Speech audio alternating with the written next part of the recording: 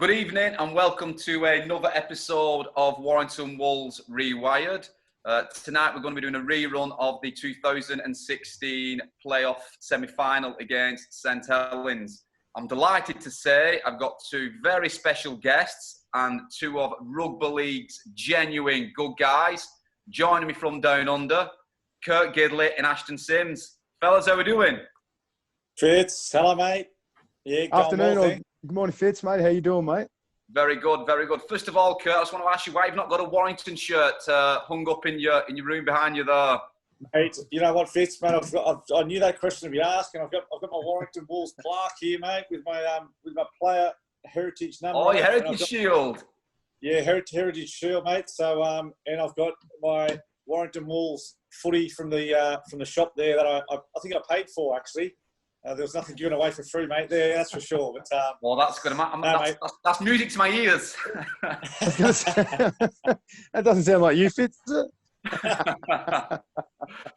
Come on, Ash. What Warrington Wolves we meant to have you got? Surely don't let me down. Look, mate. You know what? I don't want to put kids one up, but I've got the great. I'll just put this next to me bed, mate. Great Keith Naylor Award. It's a pride of place in my house. It was an award I was very proud to get. Brilliant. Named after a very good man in Keith Naylor. So brilliant. Well, please give him my regards. Yeah, superb. That sums your passion like yourself, Kurt. As I mentioned, two genuine good guys of rugby league, and I really mean that. Fellas, tell me what you do with yourselves these days. Ash, going to kick us off? Yeah, so now I'm Fitz after I moved back to Australia, obviously, with the family, and I'm now working in the mental health sector. I'm working in the mental health space. It's called the mental health movement. So we go around Australia to workplaces, helping create, develop, and maintain mentally healthy and supportive workplaces. And we're getting some really good benefit from it. We really go for that early intervention because we know early intervention leads to better outcomes. The better you look after your mental health, the better you look after yourself. And we go around, like I said, to the workplaces. But in the last couple of weeks with this COVID, we've picked up a couple of schools along the way, which is really good. It's really interesting. It's a great, like we say, early intervention leads to better outcomes. So trying to get it into the schools first, getting it educated with the young ones so they can really look after their mental health later on in life. And it's something that mental health affects every single person. And in this current climate, it's affected everyone in different ways. Super. Kurt, what about yourself? Yeah, thanks, Fitz, mate. I do a business development role, mate, for a company called ProTech Group. They're a national recruitment and labour hire company. So, mate, work in sort of blue-collar industry, mate, developing business, building relationships, the odd social event, mate, on a Friday afternoon.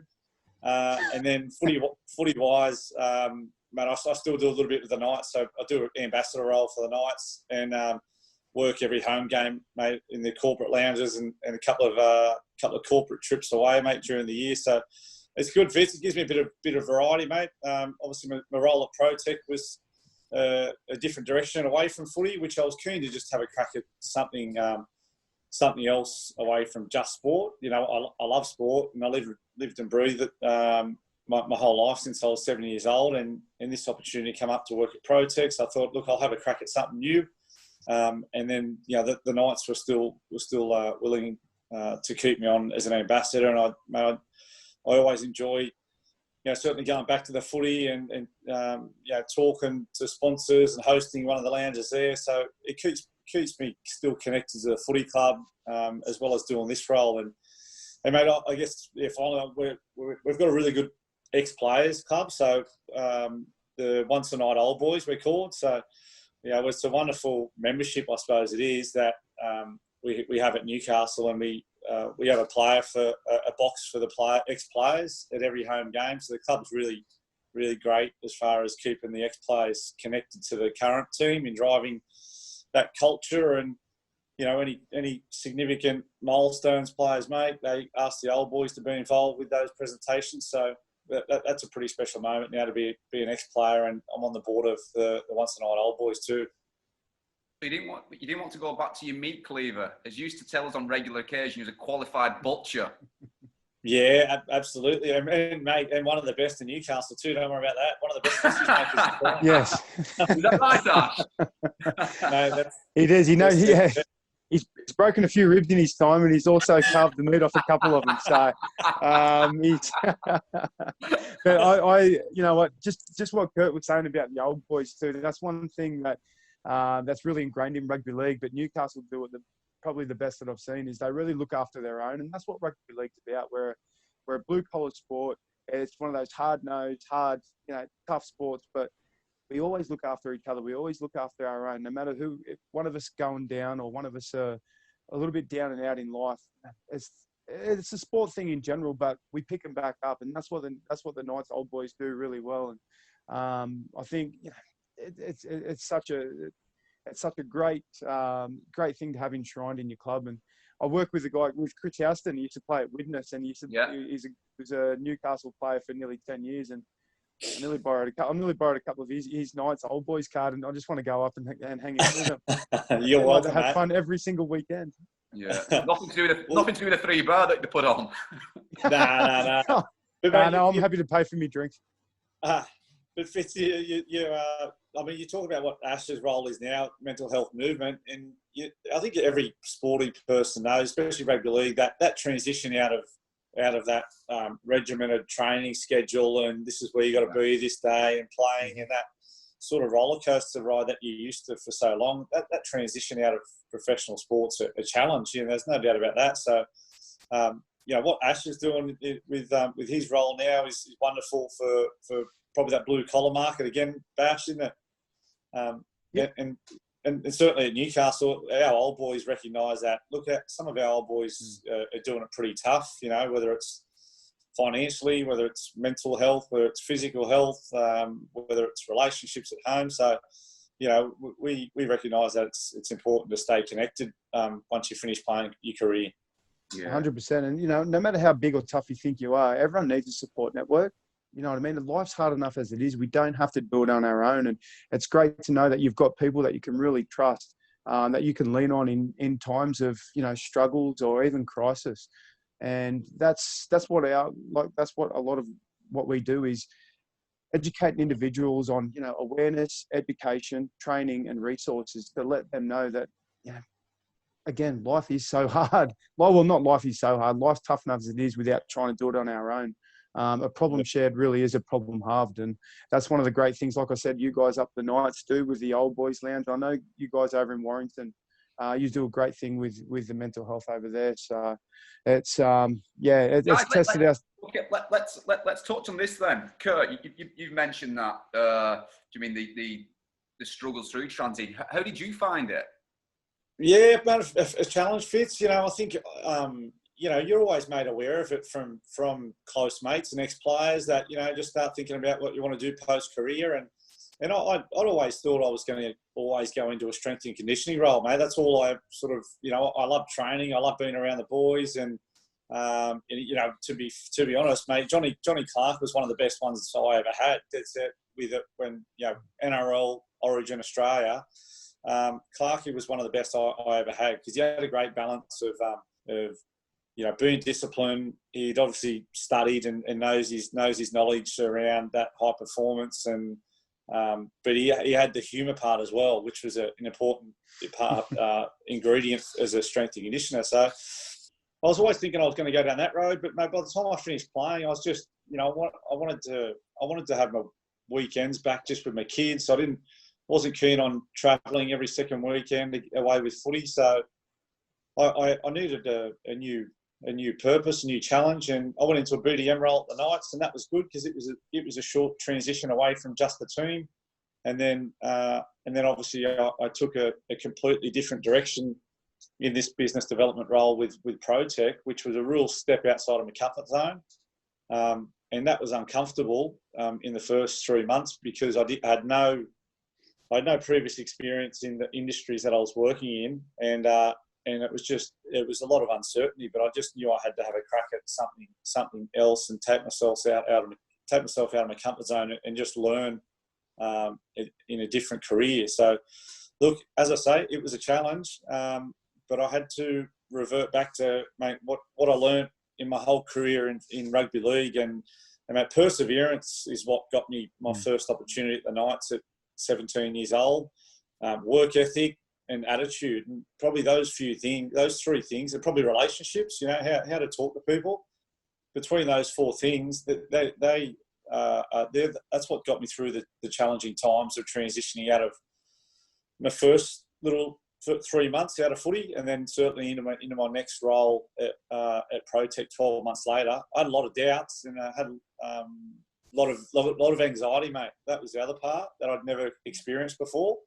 You know, I had rarely heard of anxiety, to be honest. Maybe I was a bit naive about that, but I used to get, you know, that sickness in the stomach because I was uncertain about what direction I was going in, and whether I was going to enjoy it. You know, that's the part, because you've played footy for so long, and it's a career and a it's not a job, but it's a career that you're so passionate about and you're so driven and you enjoy.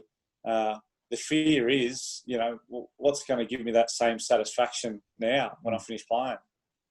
You're absolutely right, Kurt. And in my previous role, I used to, as a player welfare manager, I used to speak to the players and explain to them, look, you've got some innate characteristics, values that are so valuable to any organisation. You've touched on a few of them there, but if they can then direct their energies into a different vocation, I think they will be successful. Because as you mentioned, you've been driven, professionalism, willing to overcoming adversity, things of that nature, things that companies look for in their employees. Yeah. Ashton, do you find it? Yeah, but pretty much echo on what Kurt said. You know, I've only been retired for 6 months or 7 months now, but initially there was a little bit of, there were some anxious, restless nights, but because I'd followed a career and tried so hard in the career that I knew that I wanted to do, but now that was over. And now I needed to find a new passion, and that's what I felt in mental health. You know, throughout my career, I was sort of one of those guys. I probably wasn't the best player, but what I really prided myself on was teamwork, hard work, having a real vision for myself, a lot of self-care, looking after myself and the people around me. But probably the biggest one was, if anyone had any problems or trouble in my team, they knew they could come up to me and I could help work it out with them. I didn't ask to be in that role. It just sort of come innately with me over the years, and I took a lot of pride in that. And that was one thing that I wanted to tap into once footy or once rugby had finished, was getting to a role that I could still continue to help people. I could still continue to PD, you know, have some personal development about me. And exactly like you said, and what Kurt said, a lot of the things, you know, education is so important, and education is probably nearly number one. But number two is some of the things that we've learned over the years. You know, simple as things as being in uniform, being on time, manners goes everywhere. You know, always respect will always go with you. Your pleases, your thank yous, they can go a long way.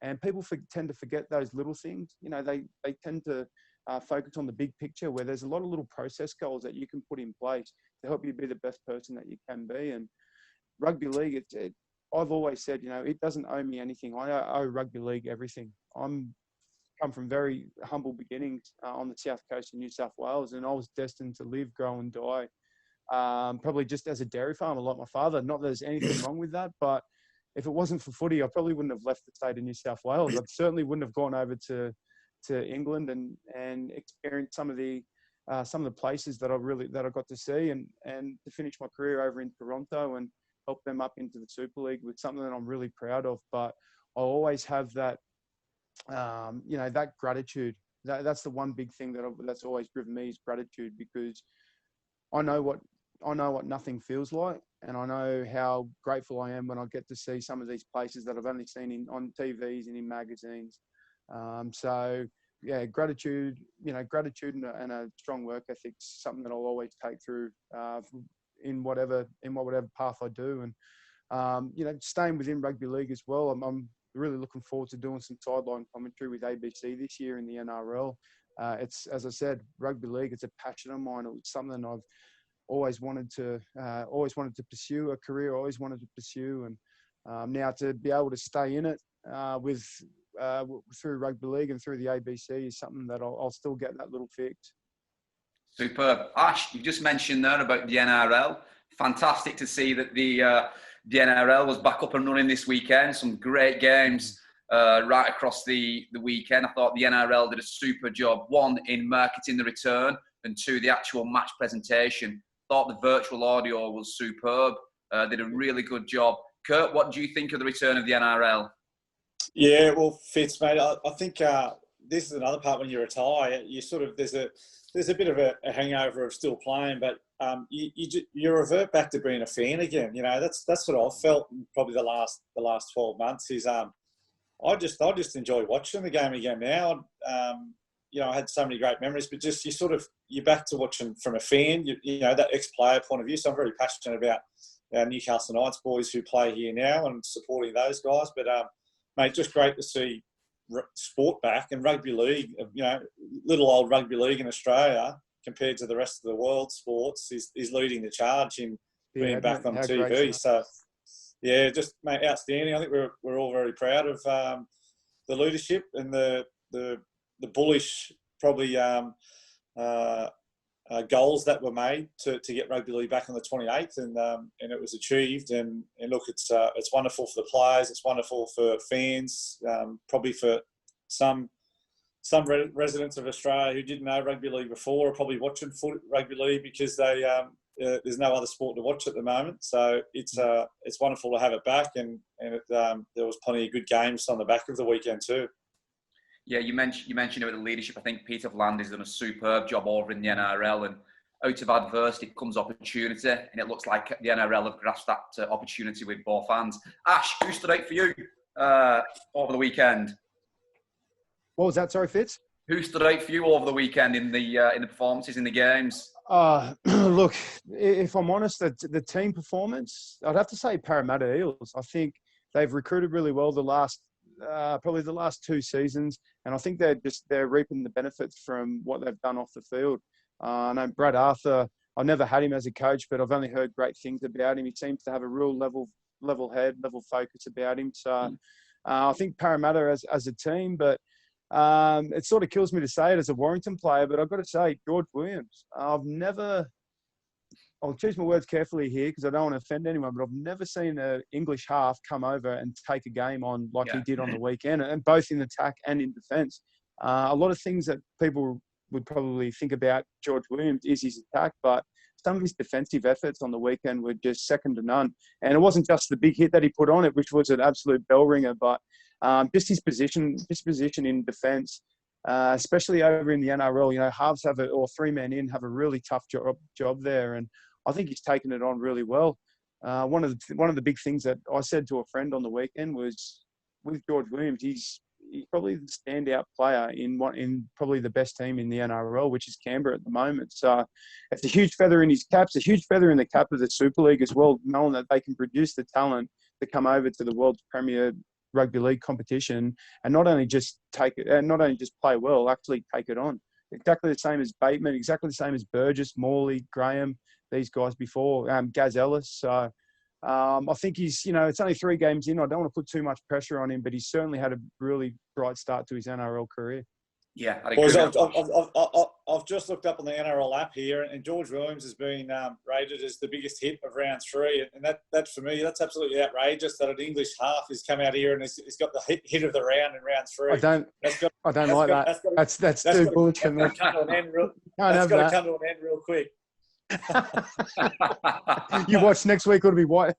It'll be Bateman or someone now, Whitehead as well. But probably on the back of that, those guys are representing the Super League and the Pommies so well out here at Canberra, mate. They're all playing really tough. I mean, John Bateman was a player that I played against, and I thought, look, he can definitely make it in the NRL. In my couple of years at Warrington, he was very unassuming, from as far as physical and size.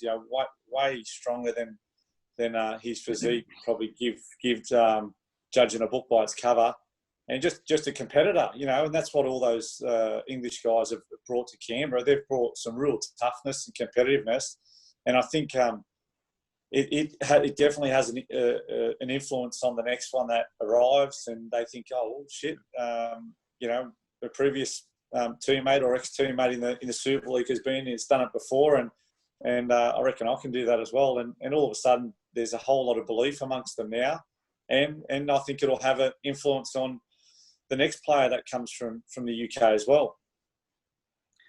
Fellas, you've probably read recently, we announced the signing of Greg Inglis. You've both played against Greg. Kurt, you've played with Greg. Ashton, what can the Warrington supporters expect of Greg? Fitz, in a nutshell, mate, I generally think he's one of the best players in the last 15 years. If not that, one of the best centres that we've ever had to grace the rugby league field.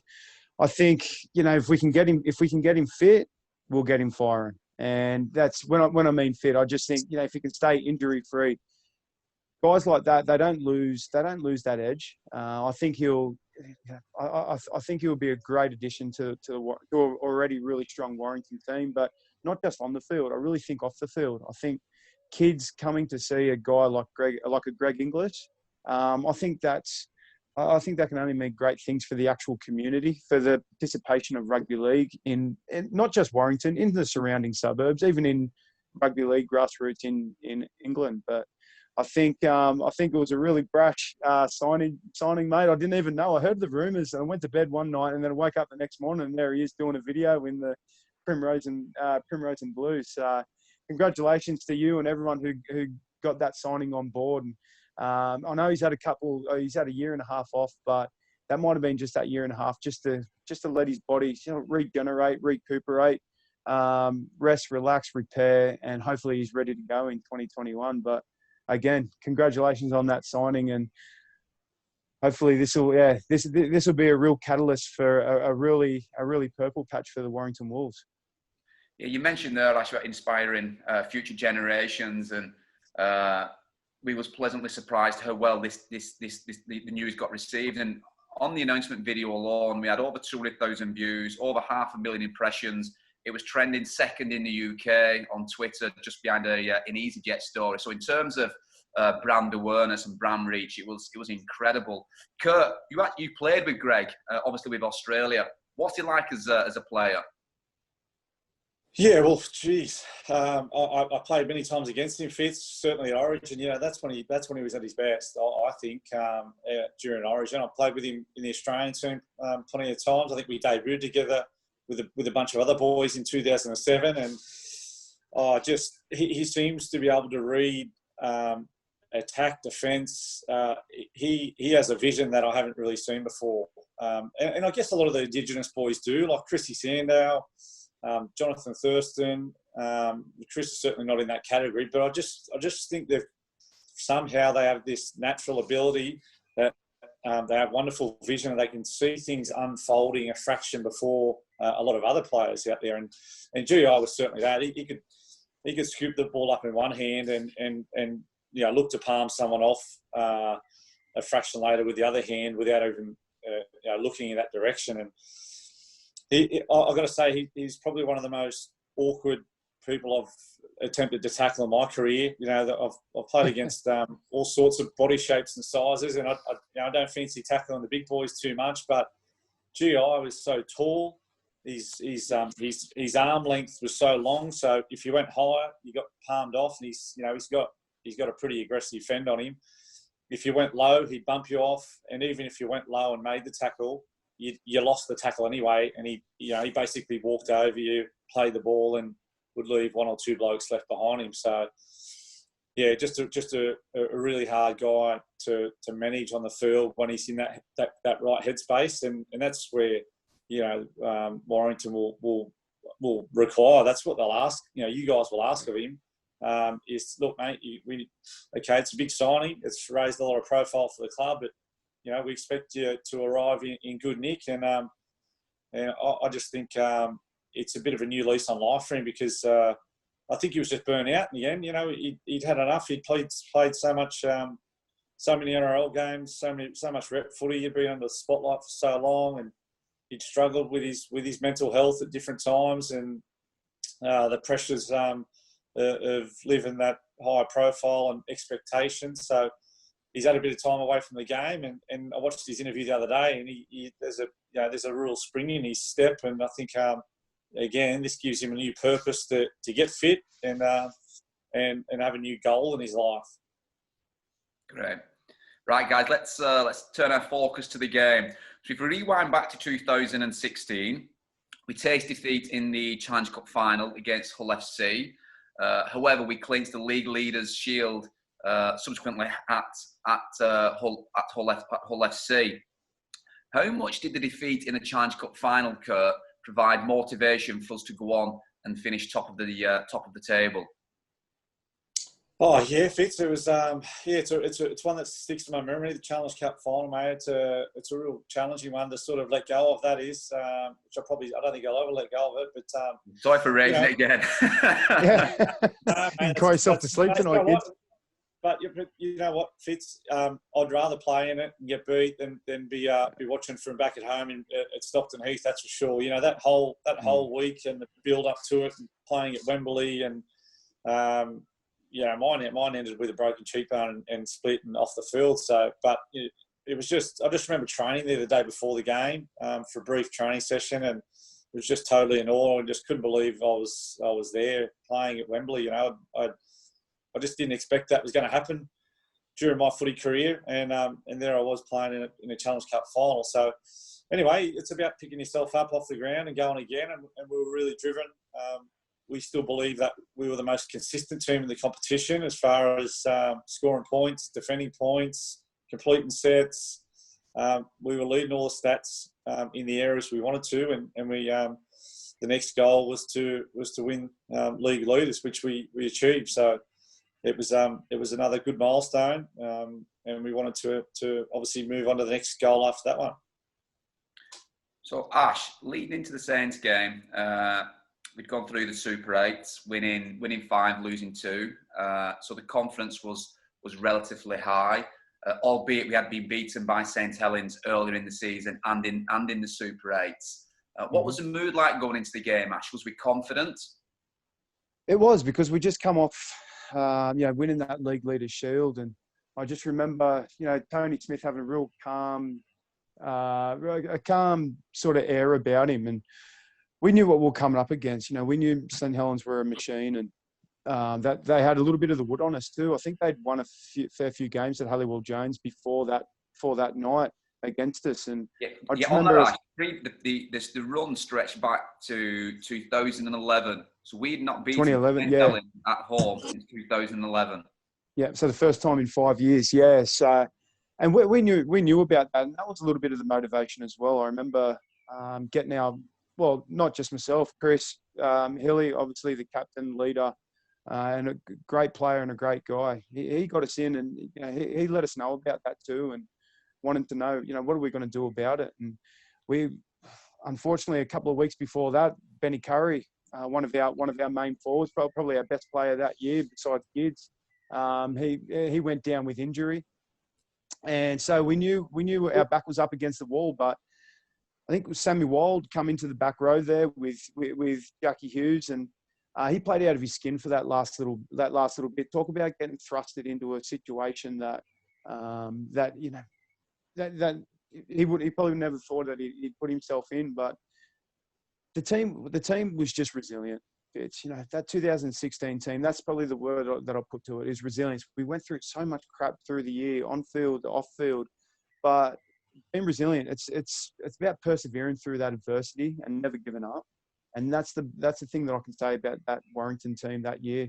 Yeah, like you'd said, we didn't win the Challenge Cup or we didn't win the grand final, but they are certainly two things in my career, or if I think over my career, my top 5 highlights, those two are getting to play at stadiums like that, because these are stadiums that people in Australia they only hear about.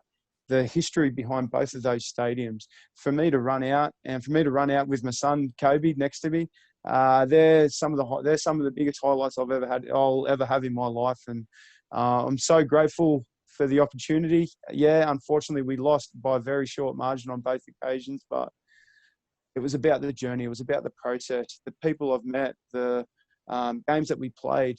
It was crazy. But that St Helens team, man, don't get any bones about it. They were hardcore. They were red hot and they were ready to go. And they did that night for the most part. I know we had a couple of decisions go our way, but it could have gone either way there. And I remember that forward battle that night was a beauty, and probably still hobble around a little bit now from it. Kurt, when I touch on team selection or a player that didn't quite make the 17 through injury, albeit he played in the grand final, Chris Sandow, your half-back partner for the majority of the 2016 season. What was Chris like to play with? Well, I'll go back a step further. Fitz, to play against in the NRL, mate, again, that Indigenous background, just so naturally talented. But it's 40-20s, chip and chase, cut out black balls, show and go, whatever it may be. Really, really naturally talented individual. And mate, I remember when I signed. Chrissy went halfway through the year before I arrived, and so I was obviously aware that he was at Warrington, and when I was finishing up at the NRL my year, and I spoke to Tony and spoke to Simon, and I just thought, look, I reckon I can team up with Chrissy. We're totally different halves, which I think works well in any footy team. A half that plays ad lib, is quick, likes to play off the cuff, all those things that probably I'm not. I like to be in control. I like to know what the set going on. I'm a really good communicator. I don't have the natural talent or the attributes that Chris had, which is why I think we worked pretty well together in our first. I thought we worked really well together in our first year, because I was happy for Chris to throw the cutout balls, chip and chase, 40-20s, and I could just try and steer the team around and play my role, and I think that worked well. So a wonderful, wonderful talent. Just managing him off the field, just keeping him in the right headspace and keeping his discipline was a bit more of a challenge. But that's the management of any rugby league team, because you can't have 17 individuals with all the same personalities and that are all the same talent, same personalities. That it just doesn't work. You need diversity in any team, and but it's just managing the different personalities. So when he done his hamstring, it was it was a pretty big blow, because he was on fire. That left edge between Chrissy, Benny Curry, Ryan Atkins. Who else do we have on the wing? Tommy Lynham on that side. Tommy Lynham on the wing. So that left edge was lethal. And Chrissy done his hamstring and was out for an extended period of time, and then he was pushing it to get back in time for the last few games. Yeah, if you recall, I think he won the Super League Player of the Month in 2 months succession. Yeah, I'm sure he did. Yeah, mate, he was on fire. The first 2 months, he was just on fire. Yeah. And again, mate, he was happy. He was enjoying his footy, and he wasn't under the spotlight like he was in Oz. Because when he was in Oz, when he was at South and Parramatta, he was on big money. And if you're on big money, you've got to deliver, and you can't have games where you play well 1 week and then the next 3 weeks you go missing and you're making errors. So for him to go to the Super League, out of the spotlight a bit, and happy and enjoying his footy and being able to play like when he was a kid, probably that works for him. And I think the stability and the pressure that I could take off him as far as calling the sets, then that worked well for him as well. If you recall, I think it was Wigan away when he actually picked up his injury, and it's one of the best individual performances I've ever seen by a player. I think he only played 30 minutes, that. 35 minutes. Yeah, first 30 minutes he did. Playable. Yep. Mate, I remember doing it off the scrum, and my heart went in my mouth, because when you're in a halves position and you've got a guy, for me like Chrissy or Andrew Johns who are just so wonderful, such a wonderful talent. When they're injured and go off the field during the game, and you realise all the expectations heaped on me, and knowing the way he done his hamstring, it wasn't going to be a week or two. It was going to be long term. Yeah. And look, to be fair, I loved playing with Deck Patton. I really enjoyed Deck. Again, just he had a lot of natural talent, Deck. And I always said to him, mate, you need to keep training harder, and we'll be a good partnership in the halves. And I think he's shown plenty of examples of being a great ball player, good kicking game, Deck. So I was still confident in what we could achieve. Ash, just staying on selection for a second and reviewing the team that went up against St Helens. Interestingly, Tony's selection for the bench, relatively young, relatively inexperienced, Toby King, George King, Morgan Smith and Joe Philbin. How mindful was you of that, and did you have a job to basically look after those young guys?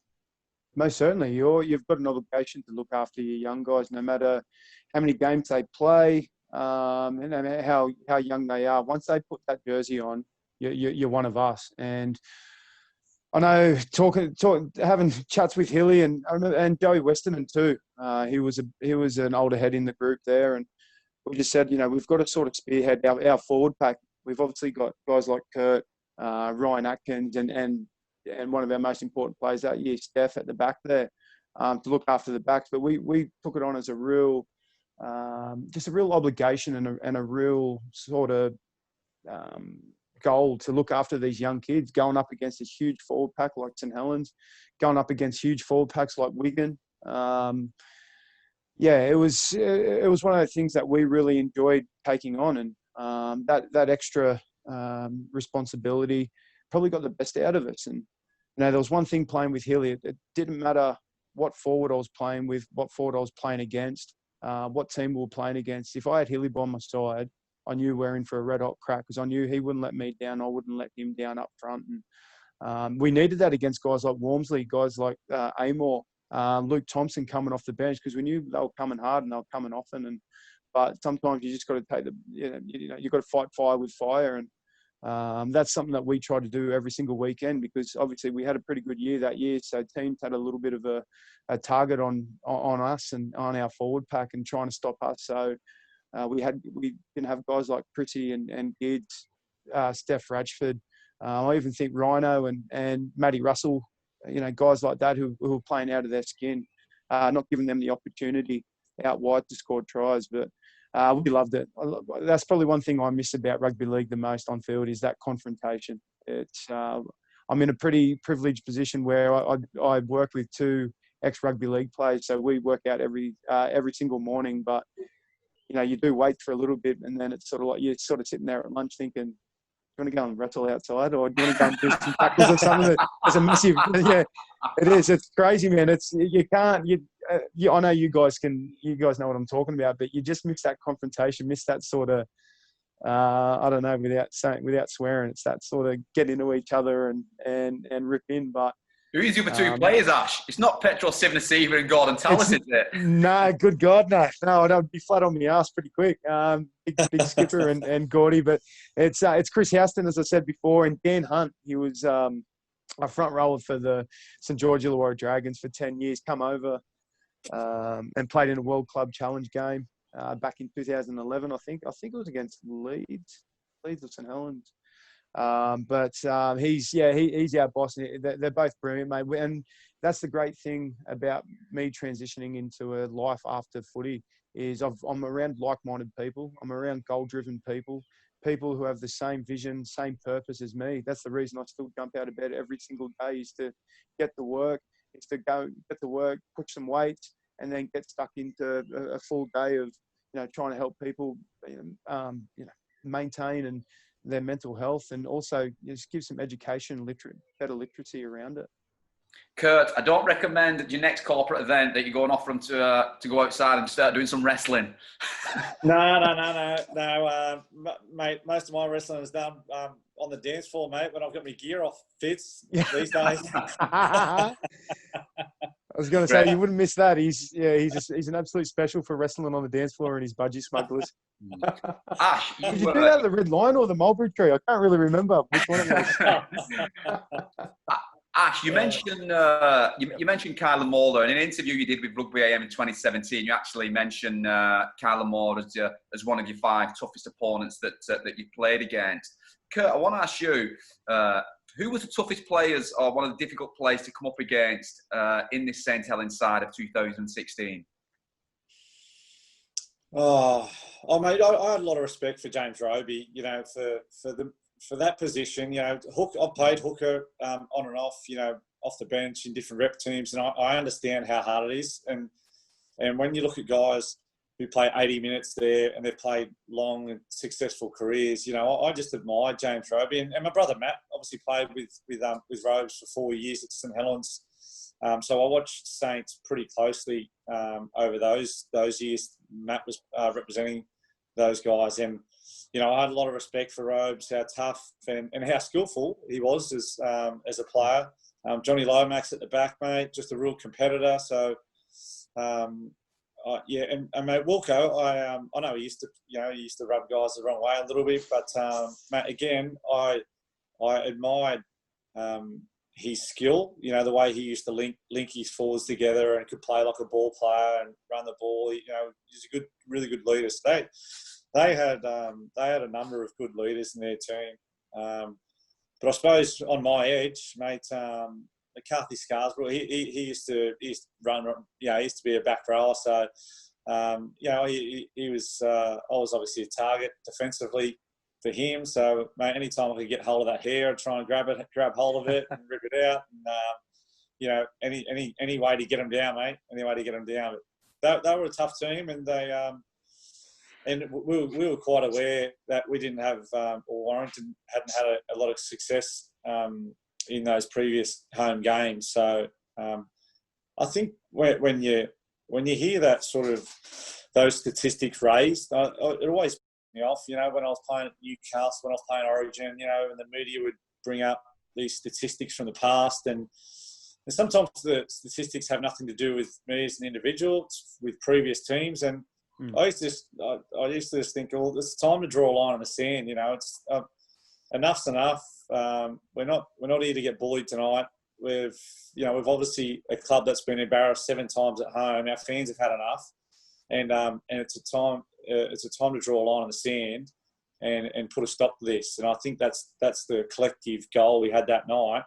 And obviously the carrot of going into the grand final after it. Well, you know, how much more motivation do you need? Just on that, Kurt, you mentioned a collective goal. So we kick off. There's no scores. There's no try scored until the 30th minute. Do you recall any sort of team goal, or did you have a specific goal for this game? Mate, no, I don't recall a team goal, Fitz. But I mean, any time when it comes to big games and the really important ones, you know, you want to get the basics right, and that's if you can't be completing your sets and getting your kicks and certainly defending as a team. And I loved playing fullback, but as a half, I probably enjoyed defending as a half more than anything, because there was just a great responsibility of keeping that edge really tight. And that's why, mate, I loved defending with Jack Hughes and Ryan Evans. You know, Revens on outside of me, and he's, to be honest, my first year at Warrington, he was putting his head where people wouldn't put their feet, Revens. And mate, his head isn't. And you can tell, yeah. His head isn't that looks like attractive Gollum. anyway, Revan. No. You know what, mate? I remember just before a game when the 2-minute bell would go, and I'd look Revens in the eyes, I'd look Jack Hughes in the eyes, because they were my defenders either side, back row and centre, and I just had absolute trust and belief in that we were going to be rock solid. And if there was going to be a defensive error, then we'd come together and we'd discuss what the issue was. And I just had total trust in that edge as a half defending there. And it's a wonderful feeling, I think, as a half, when you've got that sort of relationship with your defenders inside and out. Interesting you mentioned Rhys Evans there, Kurt. And in previous years, we had a pre-season training camp over in Australia, and we did 5-6 sessions with NRL clubs, and we do the opposed session, a scrimmage game. And they always used to say how impressed they were with Rhys Evans, his defensive structure, his defensive breeze, shutting the players down, and sometimes that went under the radar. Yeah, well, mate, I said Ryan, and I said Ryan Atkins. I was thinking of Reece, mate. I just think he understood when to be up and in, and that's a big call for a centre, because it's really, as a half, I enjoyed having that responsibility of, calling whether we're going up and in or whether we're going to hold off and back off and check and release. And there's so many different variables in edge defence, and lots of split seconds you've got to make a call. And I just, again, I had that total trust in Revens on the outside of me, because he knew if I was going to be called on the back rower, he was going to have to fly outside in on the fullback who was on that sweep play. And mate, as I say, sometimes his tackle technique wasn't perfect because he was coming so hard and so fast, but he got the job done, and he put his body on the line. And he'd be split one week above the eyebrow, above the lip, but I trusted him, and he trusted his own decision to either come outside in or back off, check and release, or whatever it may be. And it's, again, mate, you come back to that team sports. The wonderful thing about team sport is having guys surrounded around you that can cover your ass when you make a bad call. And I felt that with Jack Hughes and Revens himself. Ash, I mentioned about our young bench. Saints also got a young player on the bench that comes off as an impact. Luke Thompson, subsequently been a standout player for St Helens, obviously signed for the Canterbury Bulldogs in 2021. What do you remember about Luke Thompson as a young player? Like a bull out of the gate when he came on the field, he really was. And, just seeing how he was defensively as well. Sometimes there's a lot of front rowers who people say, oh, he's a really great front rower because he carries the ball so well. But just remember, rugby league, it's about being a two-way player, being just as good as defender as his attacker. And, I just remember running into him a couple of times and just thinking, Jesus Christ, this guy's harder than White Dog. But he was one guy who was, he was just real muscly, bony. And he's got some great skills. He's got a little pre-line tip and a through the line offload, which is very hard for defensive structures to handle. So the Bulldogs, they've got a really good one in him. I know. I really believe he'll come over and do a really good job for him. But seeing a young Tyro like that just coming off the bench, ripping in, we knew we had our work cut out for us. But we also had guys like Philbs and Georgie King. And even Ryan Bailey there too. He had a couple of great games for us as well. And we had a couple of really, really strong young pyros ourselves. And George has gone on to Wakefield now, and he's doing some good stuff. George, the short kickoff specialist. The short kickoff specialist. Jesus Christ, I've had my heart in my mouth a couple of times, but I think every time he's tried it, it's come off. But I think it was at Huddersfield or something, wasn't it, kids? When you didn't even know it was happening, and you'd never seen it before. I'd seen it before, so it didn't. You did. Wait, Huddersfield, you're right. Huddersfield, yeah. And Gids walked back to do it, and he's just come out. He's come out like a bad tie the night before, and just dribbled it. Yeah. Oh man. I'm partial to a spray on the field too, and I think Big Georgie caught one there. yeah. Even though we got the ball back, he still got the spray for doing it. Yeah. Don't do it again. Yeah, but do it again if you can. Yeah.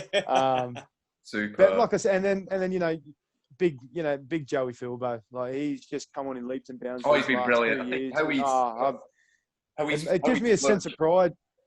Yeah, it gives me a sense of pride watching him, because I remember I was there when he was sort of in the team, out of the team, in the team, out of the team, going down to over to Rochdale and playing there. But there was one great thing about Philbs, was he always had a really good work ethic.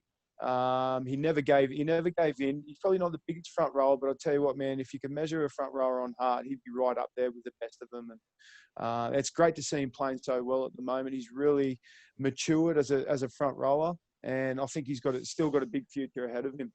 Yeah, you're right there, Ash. To see him flourish under, particularly Steve Price's leadership, and to receive international recognition, and rightly so. It's fantastic to see, and no doubt you would have had you've had an impact on his career. So thanks for that, Ash. So guys, moving back to the game, 30 minutes in, we crash over.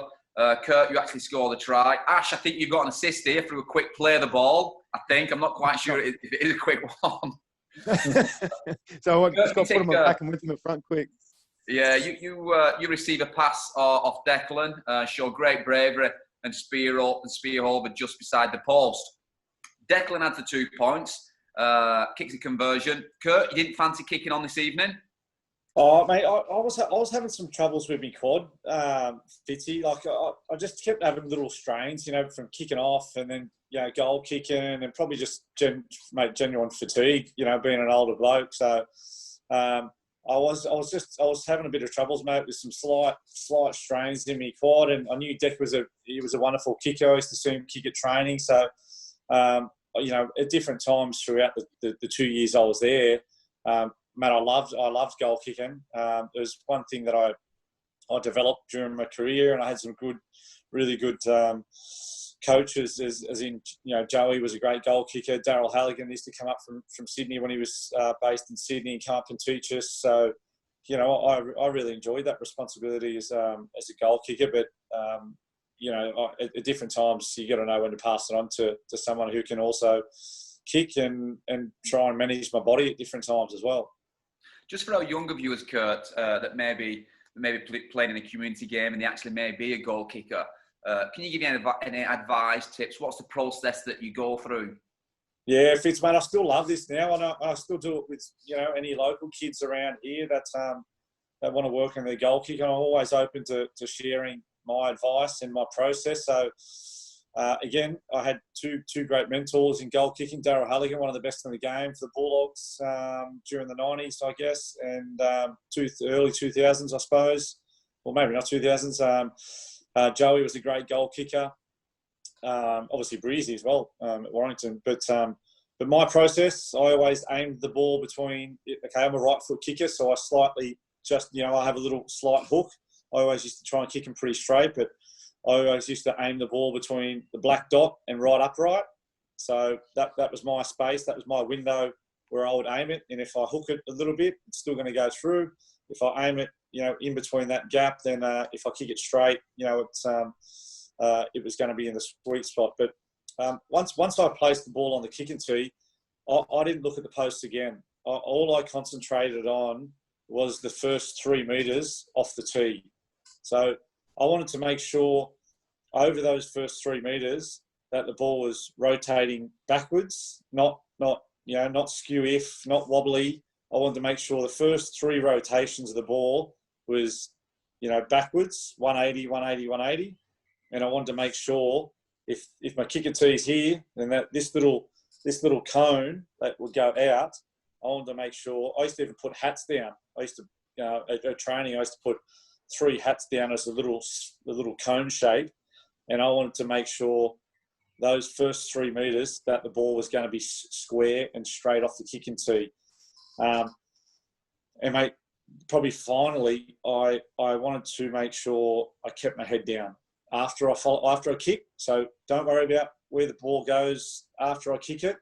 That's what the touch judges are for. That's what the referee's for. They'll tell me if the ball goes over. But keep my head down, keep my chin down, and keep my follow through like nice and square. So I basically knew if I missed a goal that I either faded away, I fell away from the kicking tee, or I was reaching for it. So my process: keep your head down, follow through, and just think about the first 3 rotations on the ball going square off the tee. Great insight. Ash, what was your technique? Pretty much exactly what Kurt said there. That was funny you mentioned it. But I was a little bit more of a toe poker, so I just wanted to make sure I got my toe right in the end of the ball and just try and kick it as straight as I can. But unfortunately, the only goal I attempted, I missed. I actually only missed by a little bit. It was against Hull, I think, at the HJ in 2017. But pretty much exactly spot on what Kurt said, mate. Myself and Carol Halligan, we've had chats about this, and we come up with that formula to move forward for the kids. Super. Great insight, Kurt. Thanks for that. Yes, going back to the game, guys. Johnny Lomax strikes back for Saints. Again, similar to Luke Thompson, Johnny Lomax's been superb for Saints in the last few years and been one of the driving forces behind the success, albeit in a standoff position, but in this game he's playing fullback. Kurt, what was Johnny Lomax like to play against? God, good competitor, mate. Really good competitor. And I watched a fair bit of the Super League my whole life, to be honest, because I always enjoyed, guys from Australia going over there, and it was on a good time of the day to watch. So, I'd watch Johnny Lomax again when my brother Matt was there, and he was a young fellow coming through. And even since finishing up, I admired his competitiveness. He always put his body on the line, whether it was guys going to score in the corner, or whether it was cleaning up balls, short kicks in the in goal. I think he always put his body on the line, and I did admire that. He was a real competitor, and obviously he had that great catch and pass where he could cut out his centre and hit the winger, much like Steph Ratchford used to do, or still does with Warrington now. He was an influential player, mate, in the Saints team. Yeah. Ash, so we go in at half time. We're losing 10-8. What would the message been from Tony, or what would his approach have been in this instance? I vividly remember Tony being calm. He never lost his cool or anything. He never lost his cool too many times, but I just remember him being calm because we were playing well. Some of the things that we'd worked on in training, it hadn't stuck yet, but we knew if you keep doing those little process things throughout the game, those little 1% plays that Kurt was talking about before, that'll come to fruition. And we stuck to it in that second half. It was tough. It was a rugged game, but we knew our plan. We knew our desire, what we wanted to do, and we executed it in the end. But I'll tell you what, like I said before, there was a few bumps and bruises at the end of that game, but it doesn't matter when you've had a really good, tough semi-final win against a team that's had the wood on you. And I can only agree. I can't agree more with what Kurt said about records and previous histories, because that 5 years before, like Kurt and I, we weren't a part of that, so that did not bother me one bit. What bothered me was the team in red and white that were running out against us that night. And getting the best over him in 80 minutes of footy. Kurt, what was Tony like to play under? Obviously, you played under his brother Brian at Newcastle. Were they similar or different in their approach? Yeah, I think there was some similarities there. I mean, Brian, a bit of an eccentric dude. Brian was, but good at that stage of my career, because the Newcastle Knights, we didn't have a lot of resources. Wasn't the most professional club when it came to facilities. So Brian brought a real sense of professionalism coming from Parramatta to Newcastle. So, but he had some he had a different way of coaching. He had a different way of getting his message across to players, which I sometimes agreed with, other times I didn't agree with, how he handled player selection and game day selection. But all coaches are different, and I appreciated all the different things that I learned off my coaches. So Tony, there was some similarities there, I guess, with Brian. Not as eccentric as probably Brian, or I guess reclusive sometimes with Brian's decisions. But I enjoyed my time under Tony. Even from my first discussions, I remember having the discussion on the phone before signing. He was a coach that I wanted to play with. We had a great team there for the 2 years I was there, and as Ash said, he wasn't one to blow his top too often. But I really felt like we had a lot of leadership in the team that ran a lot of the video sessions and had a lot of leadership qualities that was in control, on the field, off the field, in team meetings, and I think that worked pretty well for us, certainly that first year. Okay, so we come out second half. Again, it's tight for the first 10 minutes. And Stefan breaks the deadlock. Quick play of the ball by Declan Patton. Stefan scoops up the ball and darts over. Ash, you touched on this earlier slightly. What was Stefan like to play with? It was brilliant. He gave you a real confidence that we're always in a game, or that we always have some points about it. One thing with Steph is, he's great finding the last pass. He's great getting quick play the balls, but he's a really good communicator, and that's a big thing as being a fullback. Having a fullback that's a great communicator, but also can adjust the defensive line, especially when you're defending your try line. And Steph, he really took to that. I think he'd only been fullback for a season or two. He was a little bit of a here, there, and everywhere man, playing in the six, playing in the centres, but certainly found a home at fullback. And he like myself and Kurt and Chris and Kev Penny, we've stayed in touch because you stay in touch with really good people who make a great impact on your life. And Steph was definitely one of those guys who, as good as a rugby league player he was a great guy, even better person. And I think, you know, he's still got a few years left in him, and he's certainly going to be a huge factor in Warrington Wolves' march towards the finals this year. But he's still playing as great as he ever has been, and he's certainly a good bloke to boot. You're right, Ashton. His versatility is invaluable to the team. A little bit like yourself, Kurt. And I'm going to ask you now, what was your favourite position? You've played fullback, you've played 6, 7, 9, centre, I think you've played as well. Where did you like playing the most? Where was your favourite position? Yeah, Fitz, I've got to say fullback, mate, because it gave me that versatility anyway, you know, and I love the responsibility of fullback, you know, catching high balls, trying to catch balls on the full to sort of mess with the other halves' minds and break down their confidence. Mate, the responsibility as a fullback defensively, you know, talking to your teammates, driving that enthusiasm, driving that accountability, and mate, having that responsibility of you know, I used to love the big boys when they knew they were getting tired. I took a real responsibility of keeping them accountable, and also just encouraging them. I think I had a good relationship with my front rowers, probably especially just because you know, I appreciated how tough they were. Actually smiling there. Is that right? No, I was going to say, do you mean you had a good relationship on the field and off the field, or because I've been in a couple of establishments with you where we've had to walk arm in arm out to make sure we get to the cab in time. Well, I mean, we put ourselves, you know, through a fair workout on the field. It was only sure enough we should do it off the field, but.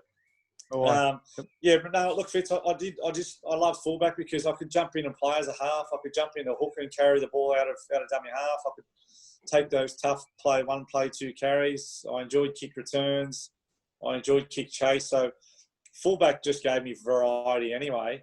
And you know, most grades that I played in, I would make the next grade as a fullback, and they'd move me in a halfback, and then I'd make the next grade as fullback and move me in a halfback. And look, that was a good and a bad thing because, you know, it got me into some rep teams, my versatility. And look, when guys were injured, I could fill the gap as a half or a 5'8" or a hooker or move back to fullback. And I was always of the belief that if my coach thinks that's the best position for me to play on the field, and I believe in him, and if that's the best position for me to play for the team to get a win, then let's roll. I'll play there.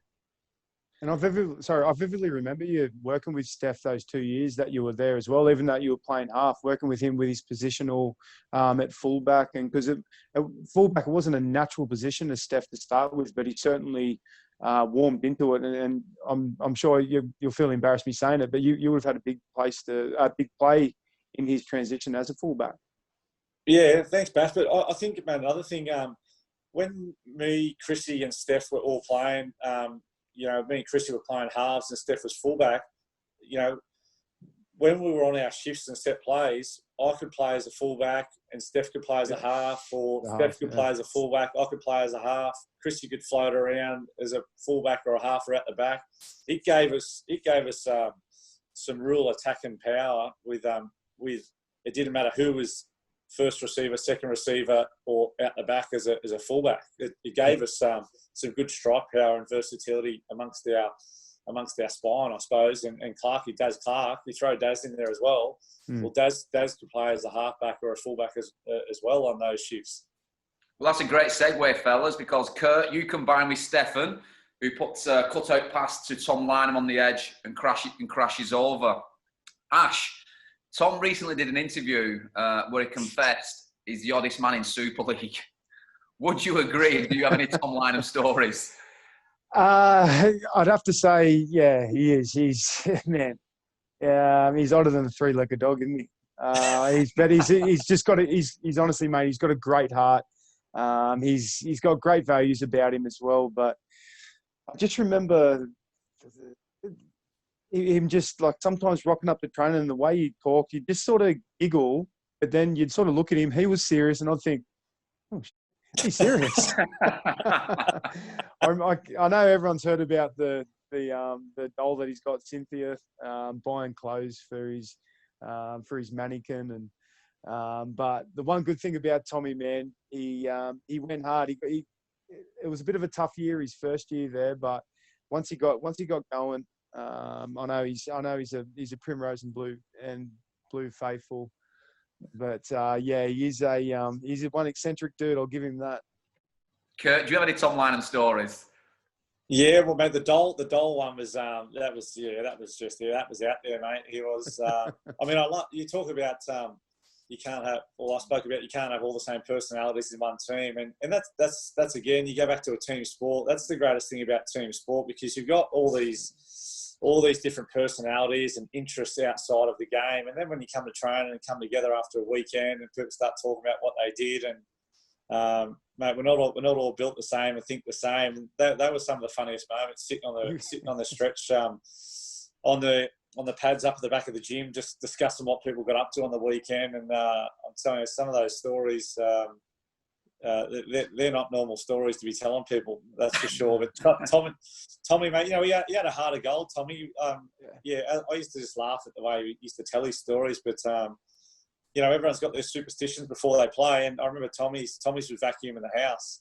He used to vacuum. He was saying that got him in a good headspace for a game. So it was using a Hoover. Let's get that in our print. Yeah, it was Hoover in. He was using the Hoover. Yeah, that's for sure. Yeah. And the only thing he had on was the Hoover. Yeah. But mate, you thought, just another eccentric personality that we used to have a good laugh with, along with.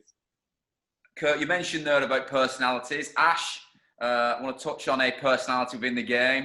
You had a ongoing sledging battle throughout this match, and that was with John Wilkin, who later becomes his teammate at Toronto. John was a player that opposition fans love to hate. He get into the ref, he get into the players who sledging, and I know you and I know John is a great guy. What was John like to play with? And Steve first-hand is sledging. He was, he was brilliant to play with. I had all these preconceived ideas of what people told me about him. Obviously, playing against him, just hearing him nagging at the ref, and just having little pot shots here and there. And once you're on that field, it's all systems go. But I thought this guy must be an absolute.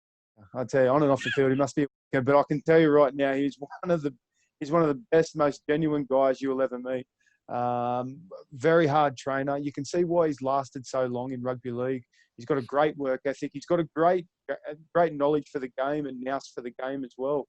He's definitely got the game's best interest at heart when he does his stuff with BBC. And I know he's trying to. A couple of years ago, he was trying to get the Players Association off the ground because, everyone just sees what he's like on the field and just thinks of what he's like off the field, and it can't be any further from the truth. Yeah. Going over to Toronto last year, been over there for about 8 weeks by ourselves. It sort of sounds fun, but it was fun for the first week and a half, and then all of a sudden you really start missing your family, and you've got to engage with your teammates doing stuff outside of footy, and that's where I really found John as really great company. We both like country music. We both enjoyed a beer at the right times, and we both really enjoyed training hard and making sure that we left the game in a better position than we found it, because that's part of being a professional rugby league player. Is you've got to have the game's best at heart, at your heart. And, I certainly think John does that. He loves his commentary. He's probably not the most stylish dresser or stylish looker going around, but he certainly tries. But he's, like I said, mate, he's got a heart of gold, and I think opposition fans they do love to hate him, but I think that's a little bit of a badge of honour for someone like John. Well said, Kurt. We're touching a play we've not spoke a lot about.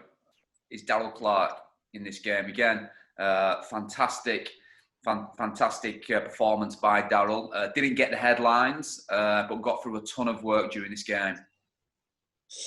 Yeah, mate, he was a different style of hooker that I played with probably in any of my teams. You know, I had a long career with Danny Badeiros, who was a really tough, resilient player, skillful.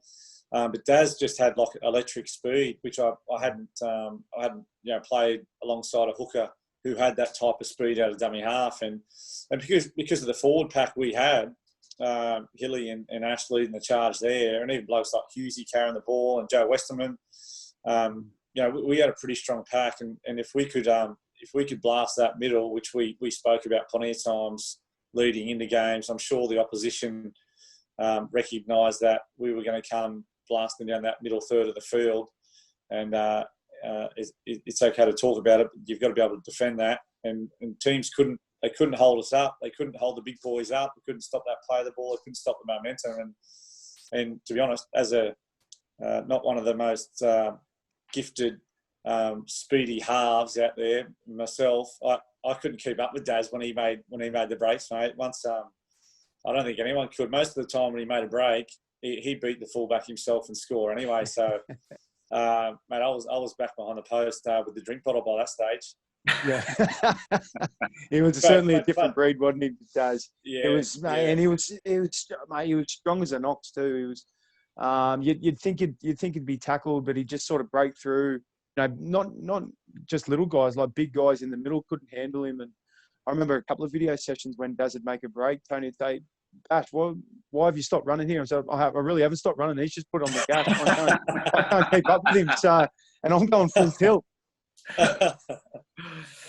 So Saints are denied a try right at the end. The final whistle goes, and we've done it. 18-10, victorious. We've made it to another grand final. Our third appearance in 5 years. Ash, what was that like? It was a real sense of achievement because up until then, I'd never made a grand final. It was probably by that time, it was about 14 years of professional rugby league. And one of my ultimate goals as a professional rugby league player was to win a grand final. And I never got that opportunity in the NRL, unfortunately, but here was my opportunity now, and I really wanted to take it with both hands. So that feeling of when that last that siren went, when that last try was sort of disallowed, I think it was Peru or Dominic Peru. Yeah, and I just remember just a real feeling of relief, but still knowing that was one last big job to do, and having the opportunity to play at Old Trafford, where guys like Beckham. All the the Neville brothers, all these guys played goals. The Cantona, they made this a home, and now I've got the opportunity to go out there and try and win a Super League grand final. It was, I couldn't describe it, but unfortunately, like I said to you before, we didn't get the win that day, but it was certainly still a massive highlight in my career. Doing something that not too many have got to do is play a game of rugby league at Old Trafford. Kurt, what do you remember after the final whistle? Of the semi? Yeah. Mate, it's total excitement. I mean, obviously pretty knackered, and we put so much effort into that game.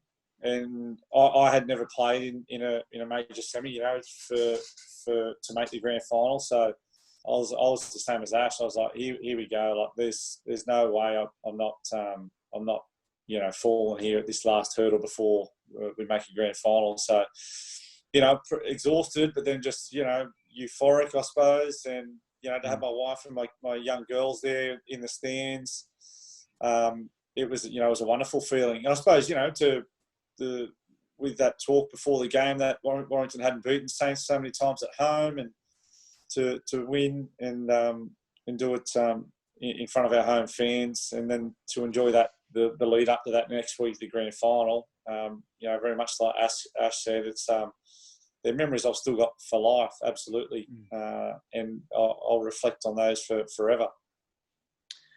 So obviously we make it to Old Trafford, but unfortunately, as we're all aware, we couldn't quite get the win. Wigan defeating us 12-6. Ash, to start with yourself, what is your abiding memory of your time at Warrington Wolves? You know, I think about a lot of the on-field stuff. A lot of the on-field stuff was some of the biggest career highlights I've had. Getting to play at Wembley, Old Trafford, getting to play at Headingley is probably my favourite ground outside of Halliwell Jones. Well, that's interesting. Why is that? Because I'm a huge cricket fan. So I'm a massive cricket fan. So the first time I went and played at Headingley, I walked straight over to the cricket field, to the cricket pitch, got some photos and that, but without sounding, lovey-dovey here, but it was the people that I met.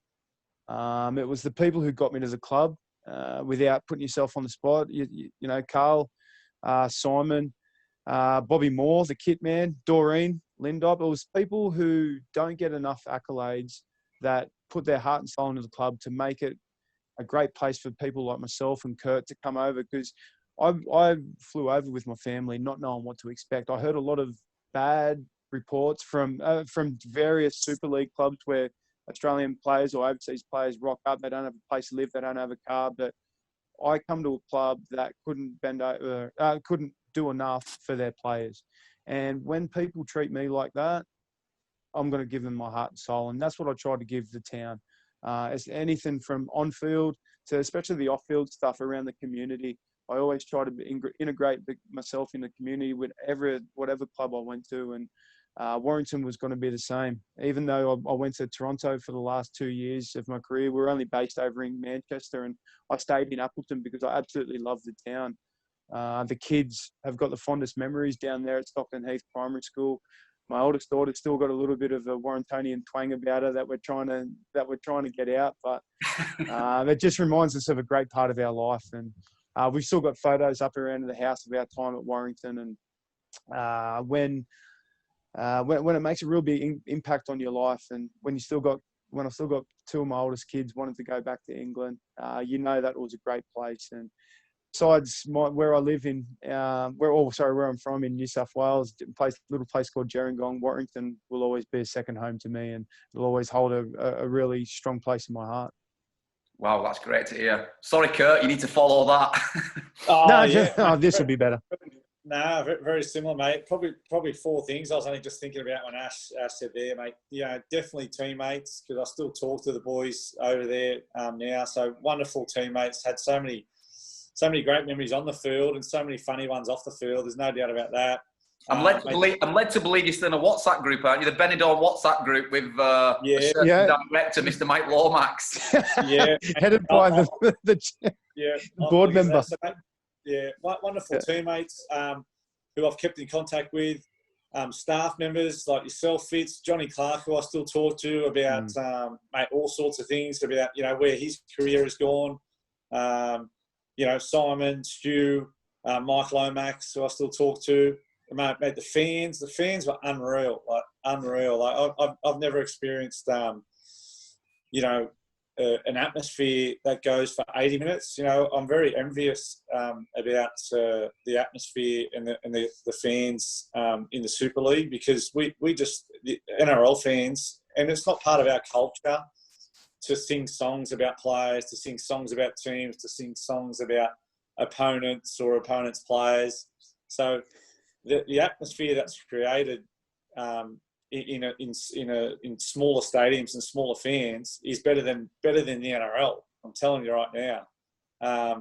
So the fans were unreal. And then, mate, the community. I lived in Stockton Heath, not far from Ash, and we just immersed ourselves in the community, and we wanted to live and breathe everything about Warrington and Stockton Heath. And mate, we just any days off, we just travelled to little villages around outskirts of Manchester or Chester, or get the train down to London for a weekend, or go up to Edinburgh, or North Wales, or bloody wherever, and it was all different.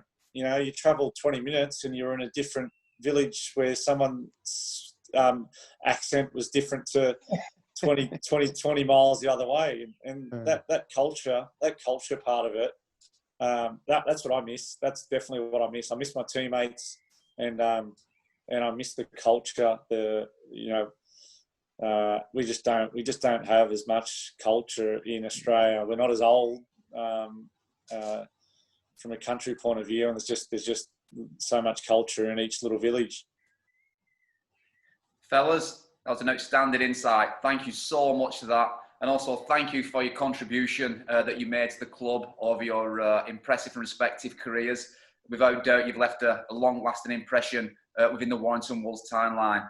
Thank you very much for that. Guys, now on to the match. I hope you enjoyed this episode of Rewired. And now for the rerun of the 2016 semi-final playoff against St Helens. Cheers, Fitz. All the best. Cheers, guys.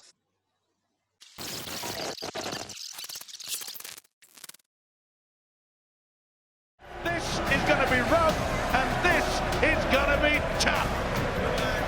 Well, the lights are coming on now after the spectacular show of fireworks and all the razzmatazz of a semi-final. Big crowd, high hopes, big expectations. That's right. You know, the fans do a deal with the players, don't they? So we'll create the atmosphere, you provide the magic.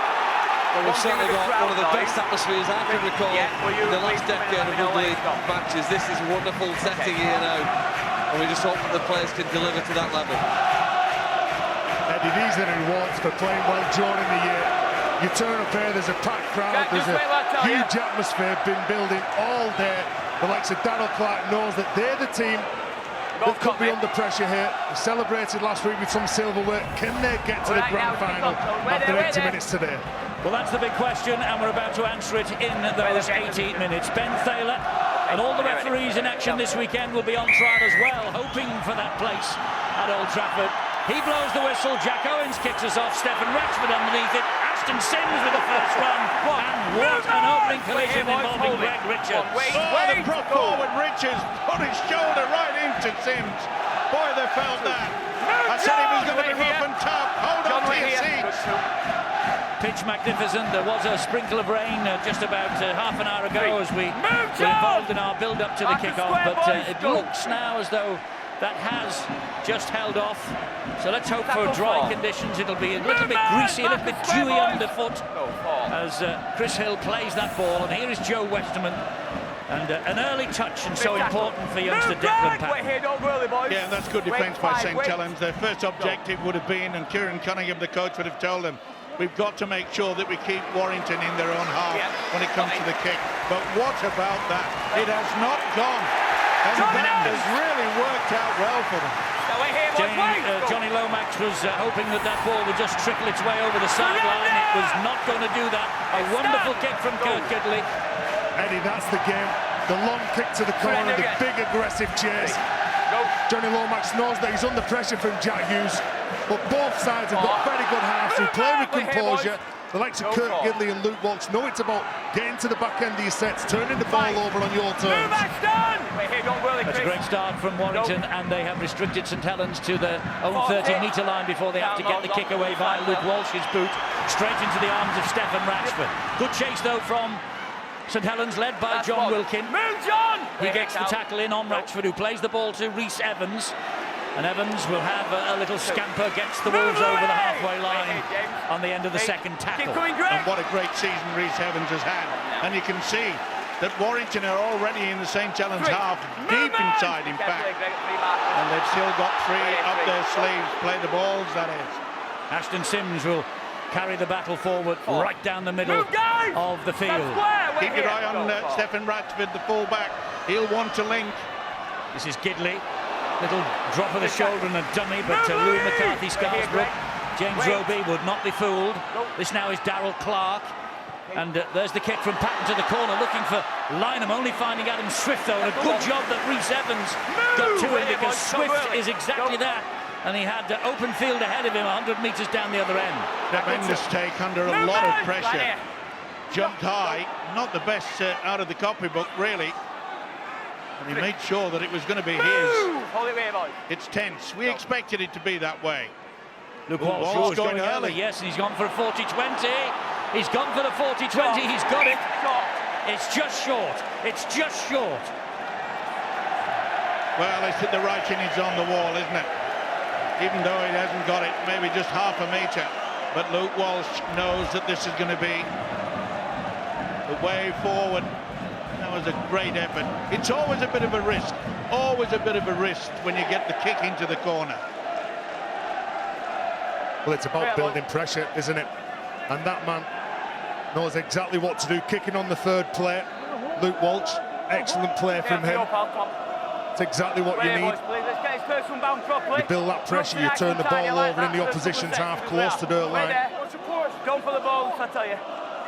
Okay. Scrum down then, and he was just short of the 20-metre line. He kicked it from deep inside his own territory, though, did Luke Walsh.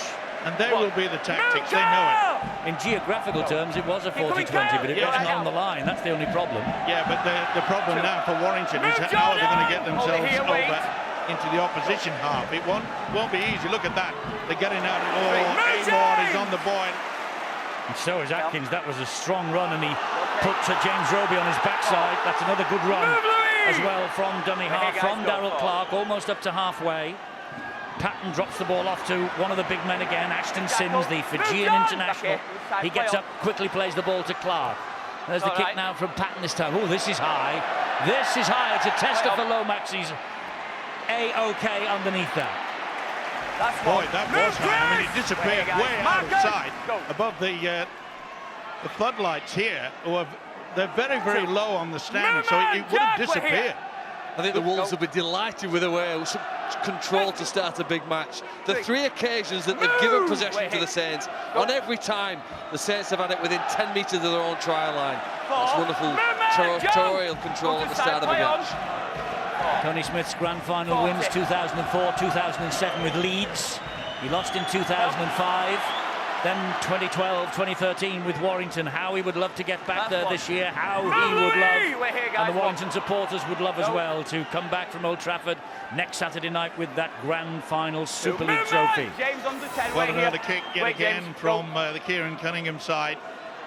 Wasn't on the third from Luke Walsh, it was on the fourth. Move, James! Wait here, Louis. Warrington well aware of the early kicking game. Both the wingers, they anticipated it, dropped back very quickly indeed.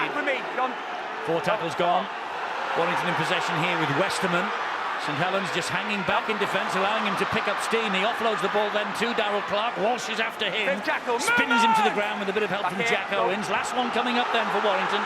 Patton again. High kick looking for Evans, looking for Lynham. Swift again is equal to the task. Boy, it's such an unorthodox method that he does take that ball, but that's on the second occasion. Obviously, Warrington coach Tony Smith feels that there may be a problem for Adam Swift, but he certainly stepped up to the plate on 2 occasions. Well, last week, St Helens had a terrible problem. They kept dropping the ball too often. They've shown complete concentration here tonight and wonderful control. They've taken everything that's been thrown at them. And again, this time it's Roby attempts to kick to the sideline, but that could be out on the full. It is out on the full.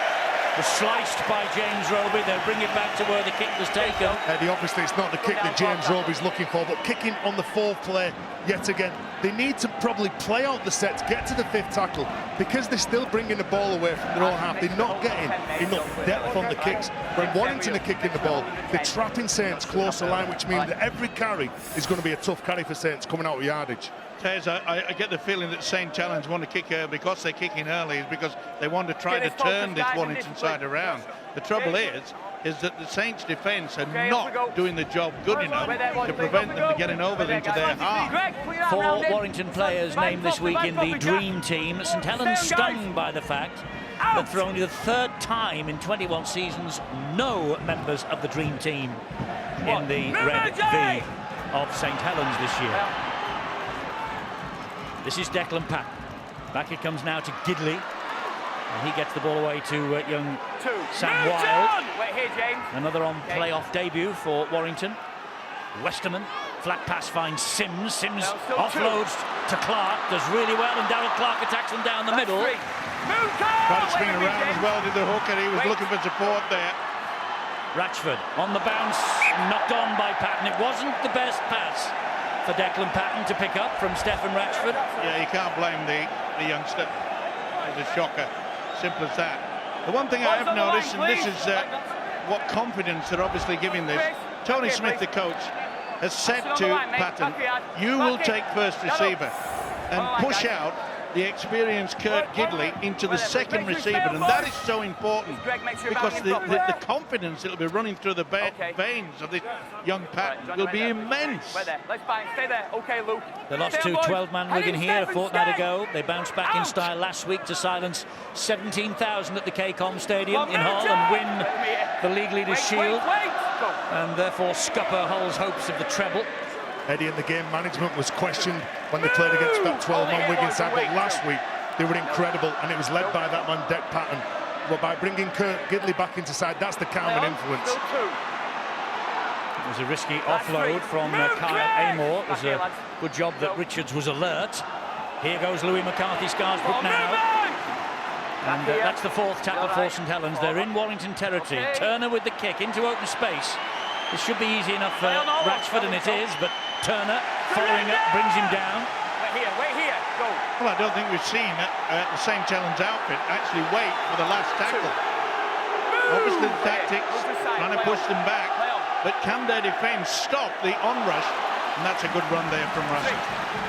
Yes, it is. Solid enough tackling, though, in the centre of the field.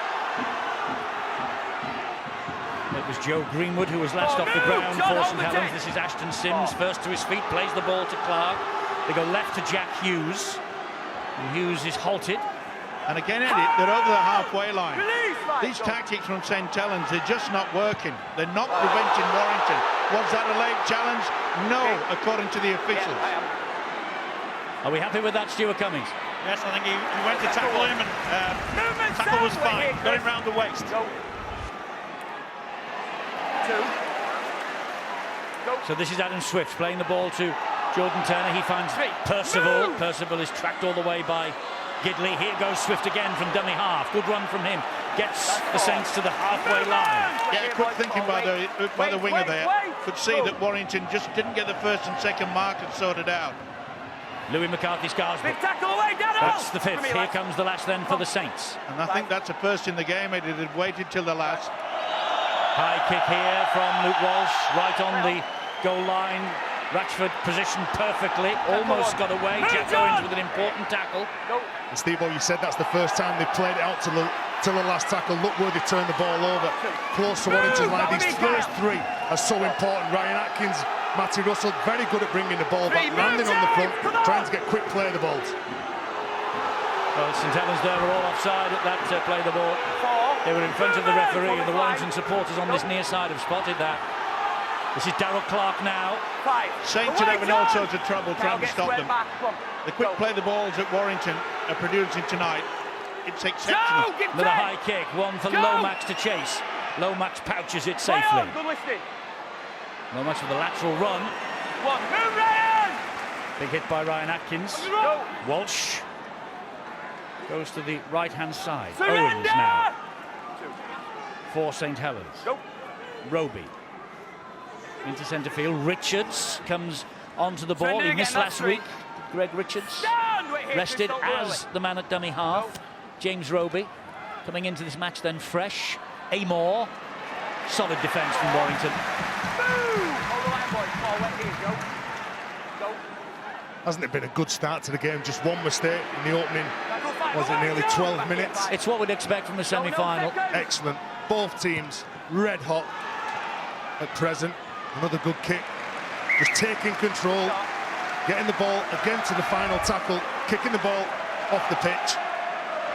And that's what I talked about before, Eddie. The control of the likes of Kurt Gidley, Luke Walsh, they're so influential to how their sides play. 26th appearance of 2016 for Luke Walsh, his best tally in 3 years. 18 in each of his first two at St Helens, and they brought a big contingent with them. The Saints sold out of all their allocation of tickets. They're behind the posts. Eamon McManus, the chairman, wants to get back to Old Trafford. So too, of course, does Warrington. So too do Wigan and Hull, who are waiting, feet up at home. They will be playing tomorrow night live, Sky Sports 3 at 7:30. Wigan against the Cup winners. Well, the Saints got through about 10 minutes of the grand final last year. Don't forget, they lost at Leeds, but they were very competitive until the dying stages of that match. I think they've started this game under pressure, but playing very well for the first 10 minutes, and they'll be happy the way that they've seen off the early onslaught of pace that Warrington try and play with. Good tactics there by Saints. You could see they were slowing them down. They realised that Warrington are playing the ball exceptionally quickly, and they're just holding them down for those split seconds. Kirk Gidley is a vital cog in this Warrington wheel as we see Wild take them over the halfway line again on tackle number 5. Patton with another high hanging kick. Owens is underneath there, and Owens drops it. First mistake from these high kicks that have tested them left, right and centre so far tonight. Well, Declan Patton has been superb with the strength and the height that he's been getting. And you could see there a real big error there from the winger. And he knows it. And this is what semi-finals are all about. You've got to take advantage of an error from the opposition. Like, it seems to have gone out of fashion. What players used to turn, didn't they? If they dropped the ball, it would have gone backwards. Nowadays, the confidence maybe perhaps too high on that occasion. And Jack Owens, well, you can see with the anguish on his face here. Okay, Will, make sure you stay there. Well, the kick from Patton was magnificent and fully justifying the faith of Tony Smith in keeping him in the side. He has started like a house on fire, looking like a man who wants to get to Old Trafford. Darryl Clark then from dummy half drops the pass off to Chris Hill. Been magnificent this year, Chris Hill for Warrington. Keeps Clark going behind him. Gidley fires the pass wide. Patton bounces off one. They know the threat. Look, he's surrounded by white jerseys. 3 of them there to bring him down. Greenwood making the initial challenge. Ratchford again. Here is Gidley. Short ball then to Ashton Sims. Sims over the top, it goes to Westerman. Here now is Sam Wilde. Jordan Turner getting hold of him. He's finished off by John Wilkin. They are 5 metres away from the line. Warrington, intense pressure with Westerman. He finds Gidley. And Gidley over the top. Oh, and Turner went for the interception. Ratchford got it away out the back of the hand to Atkins. Atkins keeps it going to Patton. Patton then drops it off to Sims. Sims then gives it to Gidley. Gidley then gives it to Chris Hill. Good tackle. Well, that looked like basketball, didn't it? Keeping it alive. Last one here for Warrington. Patton stabs the kick in. Walsh read the script perfectly. Straight into the bread basket. Not the best kick through. Go. It was good defence, that wasn't it, Steve, off from Saints? Well, Jack Owens will be breathing a massive sigh of relief, and this will help. Yeah. In a dangerous position, boys. Looks to me as though they're taking over the horizontal. You could see quite clearly there. 16 minutes on the watch, first penalty of the game. There's always a temptation when you're defending as well, when there's that many offloads, that someone tries to solve the problem themselves. When you're defending, you'll shoot the line, you'll try and close that ball player down. What Saints did on that occasion was just make sure they were communicating, they held the line, and nobody jumped and tried to be that hero. Be interested to see how Saints do this now. Remember, they started a little flourish, kicking early in the tackle count when they had possession. Obviously, the message from Cunningham, the coach, has got out to them. Let's play the full 5. That's the first run we've seen from Roby from dummy half. Seen quite a few from his opposite, Darryl Clark. Kyle Amor for the Saints. 3 tackles gone. 40 metres away from the Warrington line. This is Turner again.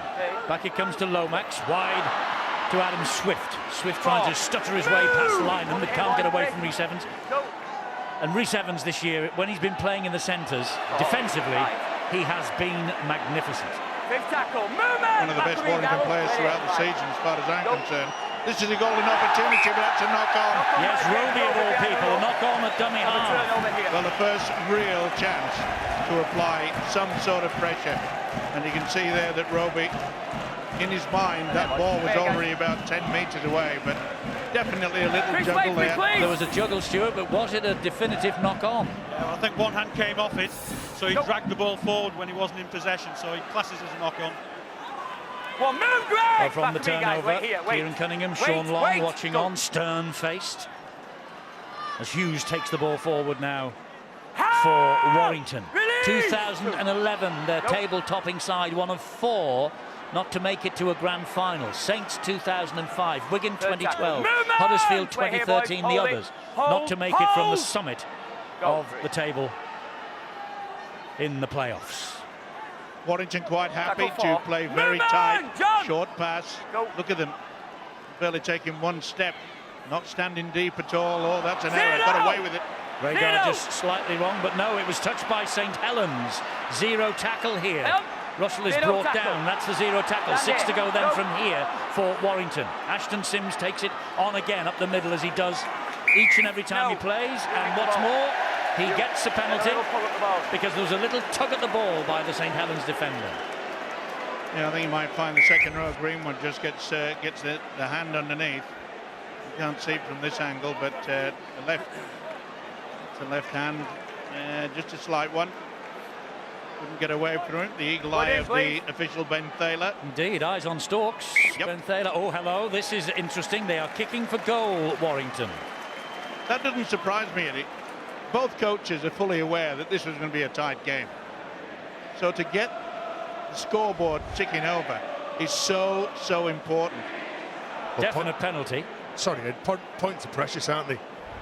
Look at that, nearly 20 minutes into the game. Tony Smith knows that there's a game on here between Warrington, his side, and Saints. Declan Patton. Well, he's given the duties, isn't he? Both Patton and Gidley in the Super 8 said they have kicked 14 out of 18 attempts. Identical records, but it's the young man who now has a responsibility to try and put his team ahead.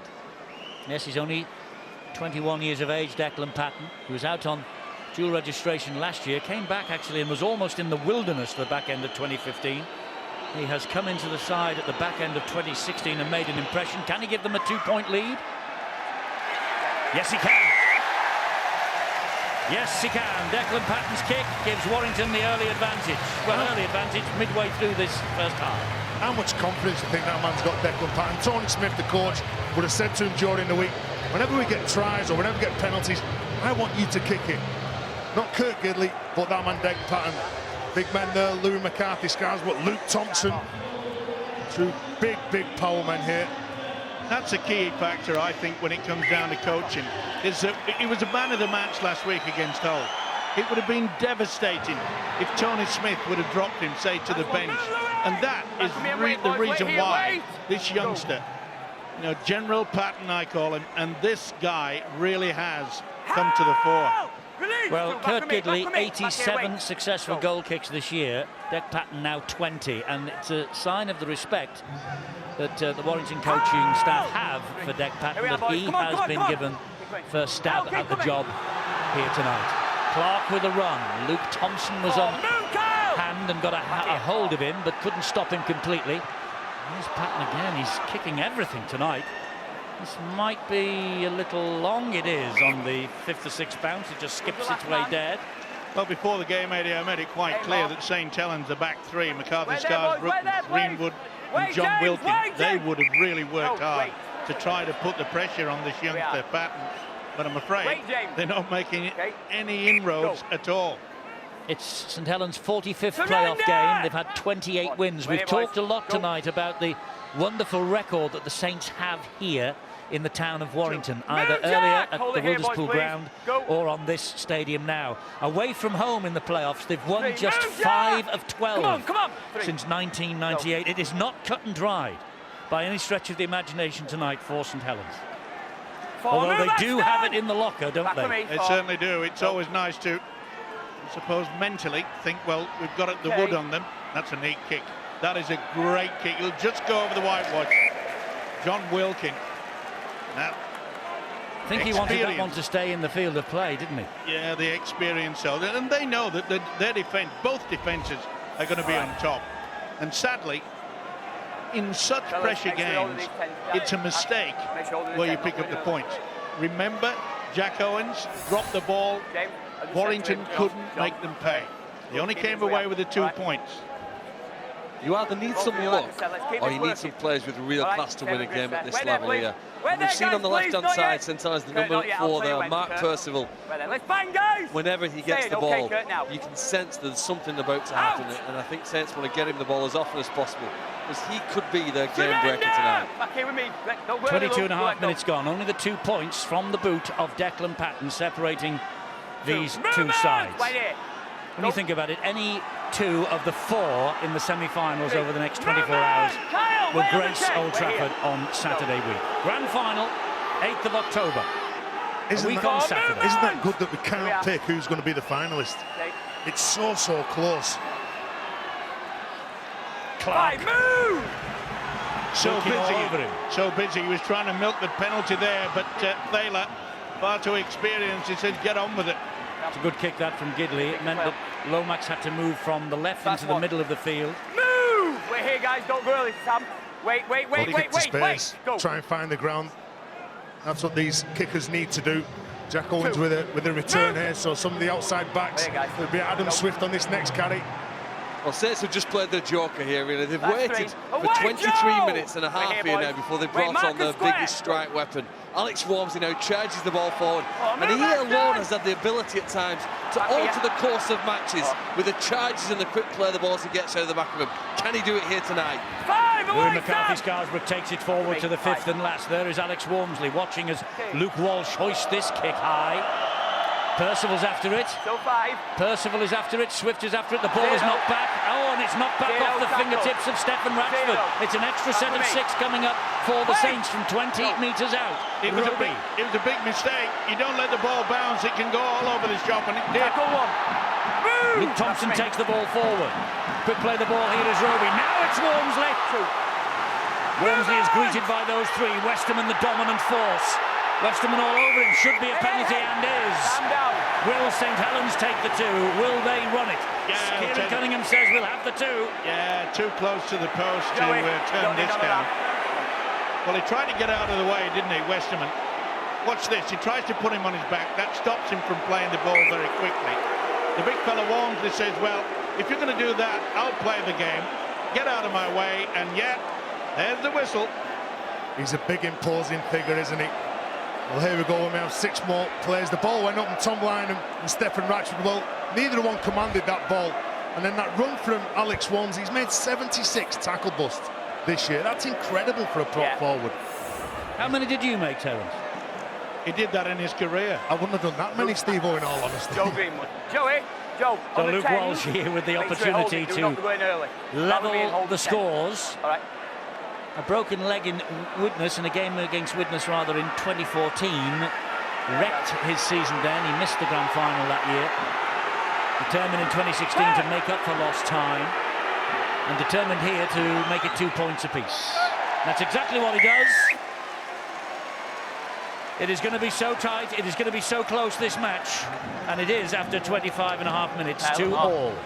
Well, kicks like that just settle the nerves. 2 apiece. Luke Walsh just making sure that it's neck and neck. It's been an incredible 25 minutes. Both teams giving it their best shot.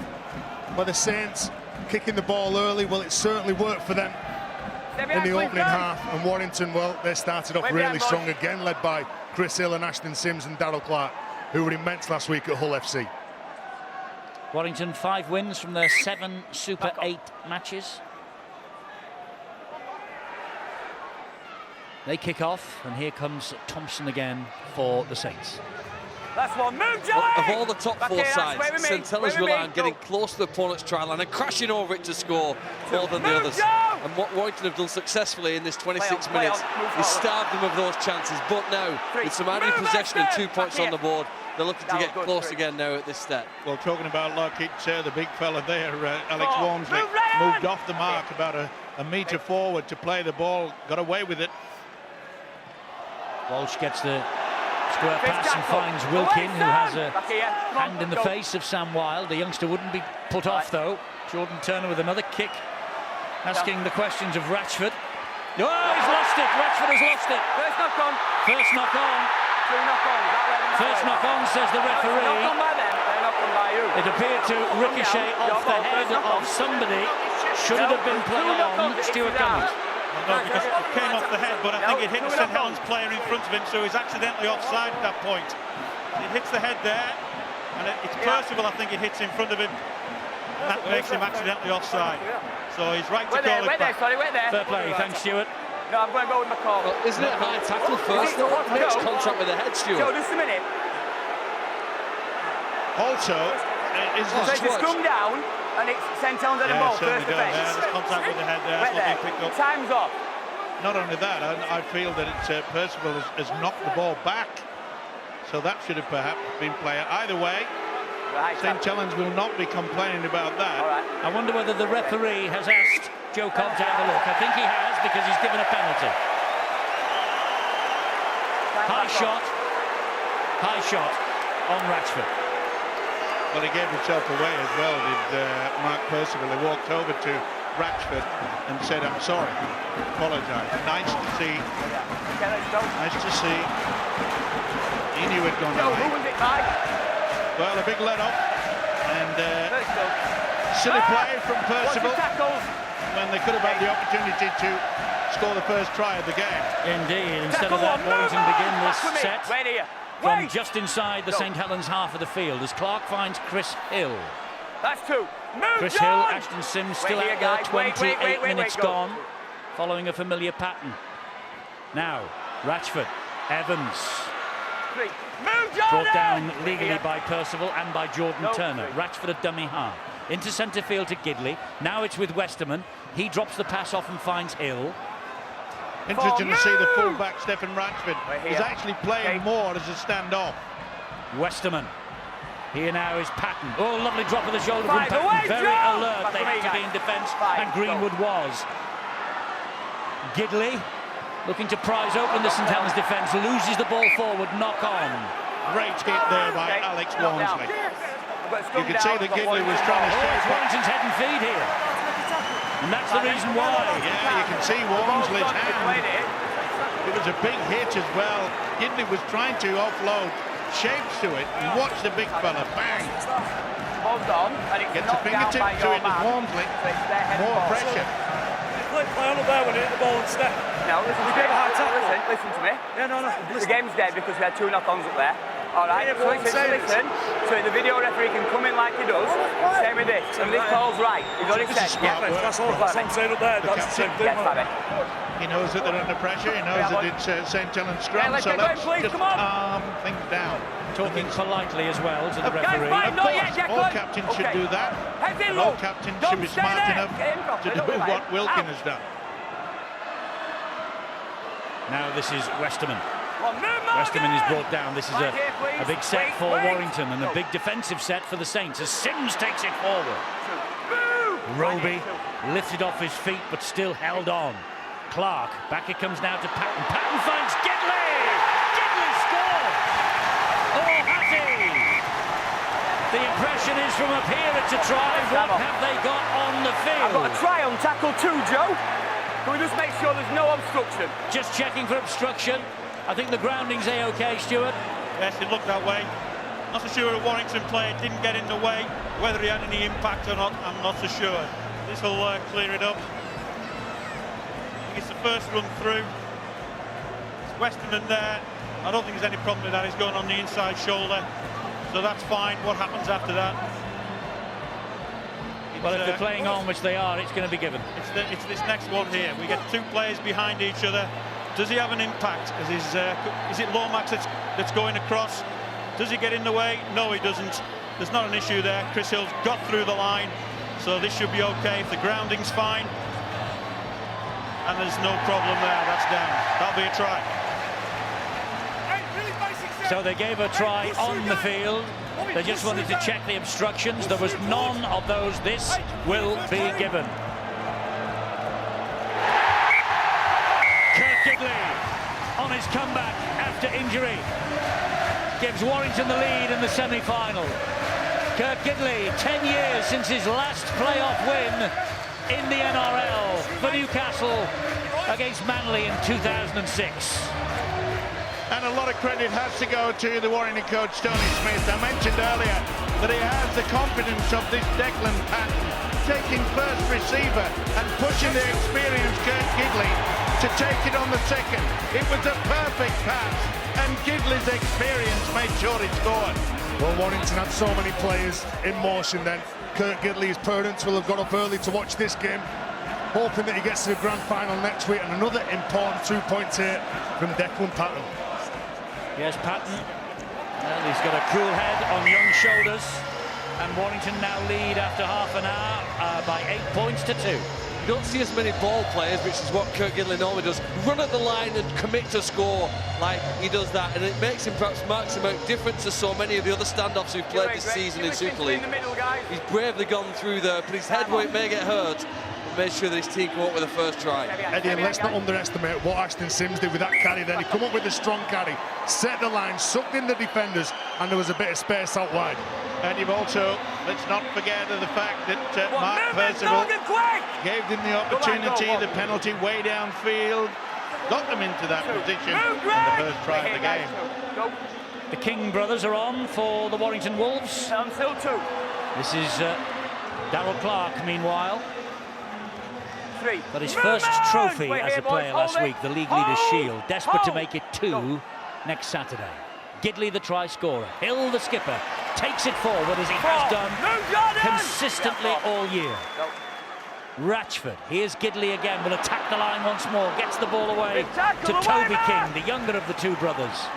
Ratchford again, here is Gidley, last tackle here, high, Jack Owens, what's he thinking? Oh, well, he's okay because Atkins has dropped it. Just couldn't take it in. He was in all sorts of mental torment, though, was Jack Owens. He came, he went, he stayed, he went, he came back. But when it was, Atkins couldn't take the ball out of the air. Eddie, he'll be thinking back to the fact when he dropped that high bomb earlier in the game, Jack Owens. So he'll be nervous, and it's good tactics by Warrington to apply even more pressure to the boy. Lomax gets the ball wide to Adam Swift. Swift is quick, so is Lynham. Great tackle by Tom Lynham, and he flicks the ball back very well to Swift. Here is Percival, and Percival is on a lone mission because it's blue jerseys all round him. Well, Warrington played by Adam Swift. Here is Luke Walsh. They come wide down Percival's side again. This is young Morgan Knowles. Boy, they nearly got caught out there, the Warrington defence, and that'll be the turnover. What a great tackle. Well, he came up with 2 try savers last week, didn't he? Tom Lynham against his former club, Hull FC. With a good offload, and this man, like Phil said before, he's had a very good start to the game. Always looks dangerous, Mark Percival, whenever he has the ball. This is Tom Lynham again, I beg your pardon, Joe Westerman again. Tom Lynham, whose name is at the back of my mind. Those 2 tackles there he made in keeping St Helens at bay. And here's a penalty to Warrington. This will help them. At half-time, Steve-O, it's almost the last chance to talk to him on Twitter, at Sky Sports RL, hashtag AskSkyRL. He's got 9 days to go. The microphone goes on the golden nail at full time as far as the grand final is concerned. And talking of the golden nail, there's Terry O'Connor at full time. He'll be on Facebook. You'll talk to him ad infinitum for years to come. Well, a few months anyway. He hopes. Oh, that's dangerous. They didn't need to do that. It's come to double take advantage, though. Good tackle by Lomax. Tony Smith, the Warrington coach, won't like that. He wanted to get into a good position because they're going to pepper Jack Owens again. Atkins gets the ball away, and it was just a little bit flamboyant. He knew what he was doing. Evans and Lynham didn't. Well, it's sheer panic when they don't have to. They're not playing catch-up. It's naturally they doubled up both centres. Atkins only plays on the left-hand side of the field for Warrington. Him and Evans were together. You created an overlap, too many numbers, more attackers than defenders, but they wasted the chance. Time's off. Yeah, I think that Tony Smith would have sent the message out and say, come on, these 6 points are vital, because we've witnessed already in nearly 35 minutes that the defences on both sides are going to be very difficult to break down. Do you think it'll open up in the second half? There'll be a few more tries, I would imagine, Eddie. But the way that they've been defending, they've been absolutely brilliant, both sides. Considering that so much at stake, 80 minutes from a grand final, has just been 1 try in the opening 35 minutes. That's commitment and desire, that. Roby goes down the right-hand side with Joe Greenwood. This is where they've got to just have a little bit of composure, the Warrington defence. Don't give away a silly penalty late in the tackle count. And we are late in the tackle count now. Thompson to Turner. Here is Lomax. Lomax is brought down. Tackle number 5. Last one then here for the Saints. Walsh goes high. Okay, give him time. Oh, this is going to bounce. This could go anywhere. And comes back to Walsh, but he was called as coming from an offside position by the referee. Inside the 10. The moment he touched it, Ben Thaler on him like a flash. Penalty Warrington. He was actually the kicker. It's the other players that were in front of him. And he's ruled that there was somebody waiting for the ball, and therefore they were offside. I actually think they're all onside. It should have been play on from that. Well, we've seen that so many times this year, haven't we? Player runs, who kicks the ball, runs, puts everyone onside, they think. That's right. I think he's just misread the kicker coming through on that one. You think Ben has misread the kicker? Wait here, guys. Back on. He's only human. And no doubt they need a lot of help from wait here, guys. judges as well. Wait, go. A big lead off there for the Warrington side, and I really don't think there'll be anything fancy now. Wait here, guys. They'll just try to apply the pressure, kick into the corner. As I say, Jack Owen's very nervous at the moment out there on that right wing. Westerman, though, on one leg and back with me, put to ground. Come on. Clark. Gidley again. No. Well, Luke Thompson went for him and missed him. Gidley makes some more valuable meters forward. Come on. Go. Gidley plays the ball. Ryan Atkins almost away from 2. 5th tackle. Move! Good back work with me actually from Morgan Knowles. Wait, go. Gidley. High. Back. Flick backwards. Luke Walsh accepts the gift. Movement! Yeah, just buzzing around, wasn't it? Wait! Little halfback Luke Walsh there realised that perhaps Warrington were going to flick it back. Read it exceptionally well. Stand square! Dominic Peyrou plays the ball. It was Roby. Dominant! Westerman didn't miss, did he? He did not. Jack Owens felt that. Here goes Thompson. Movement! They'll feel pretty confident as well with the Warrington Wolves. Only with the fact that they're virtually cutting out, but so far. Saints, great beautiful ball. pass. Turner finds Swift. Lomax in support. Lomax is there. Saints are over. Johnny Lomax improves the angle. Tremendous try from St Helens. The money ball was Jordan Turner's. Swift with the pace. Lomax with the support. St Helens with the 4 points. Great try. Sure is, and what a sensational season Jordan Turner has had. Since switching from the three-quarter line in the centres. Look at this, just how he sucks the 2 there. And that gives the opportunity there. The winger, he knew the fullback was there, and Lomax had enough to make sure that he went as near to the post as possible. Well, they scored a similar try to this earlier this season on this ground, striking from deep, showing quality and pace, and delivering a great pass. And it's one of the reasons, Eddie, why you can never write off the Saints. They're under pressure, half-time's approaching, but they could have just put themselves level. First try for Johnny Lomax since he scored in the Super 8s here in August when the Saints won by 20 points to 18. His 10th of the campaign, and Lomax just before half-time. Perfect time to score. And he has improved the angle, so this should be academic. And look what it means to Kieran Cunningham.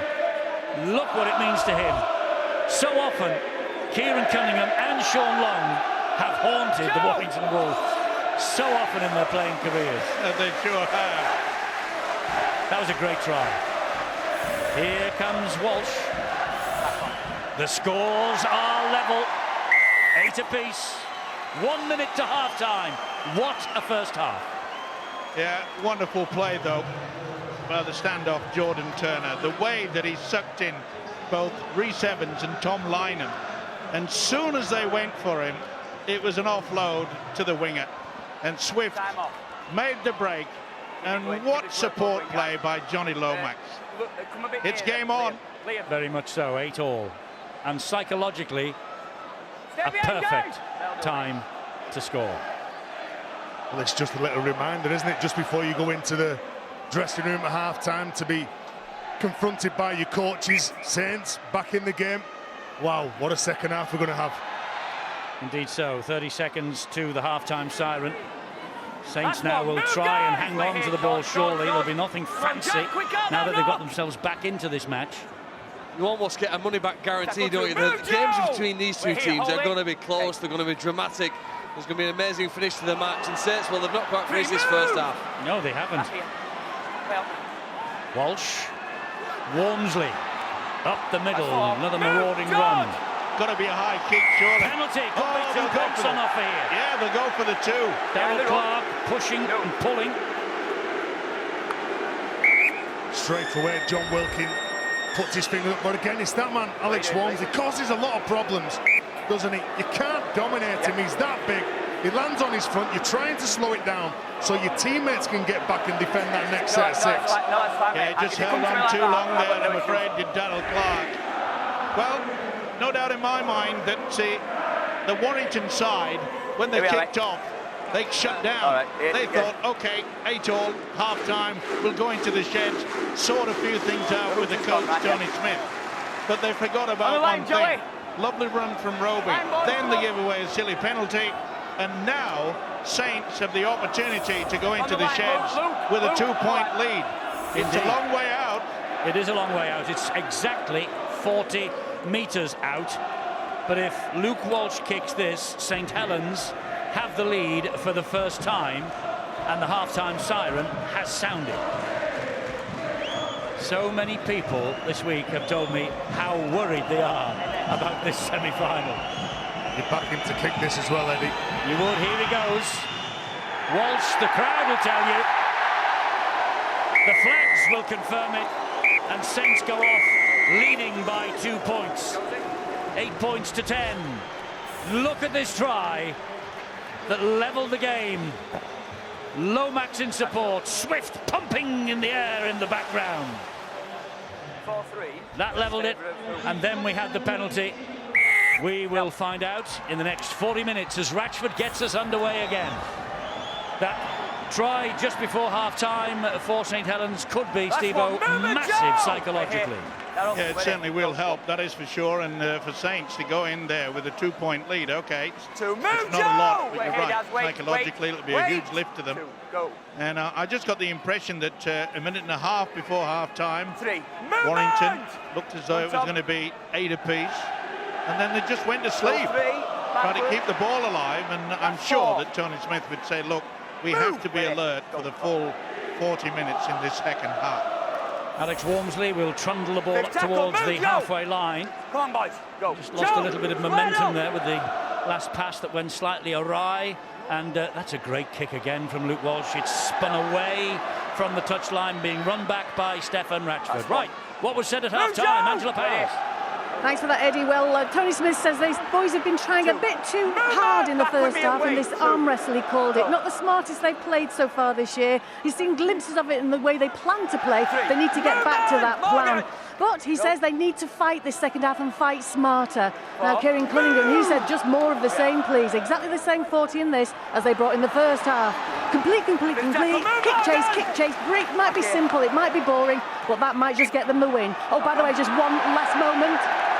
Somebody just won a trip to Australia by kicking the crossbar at half-time. And Henry Briscoe, the son of Sean Briscoe, also did the same, getting a signed ball.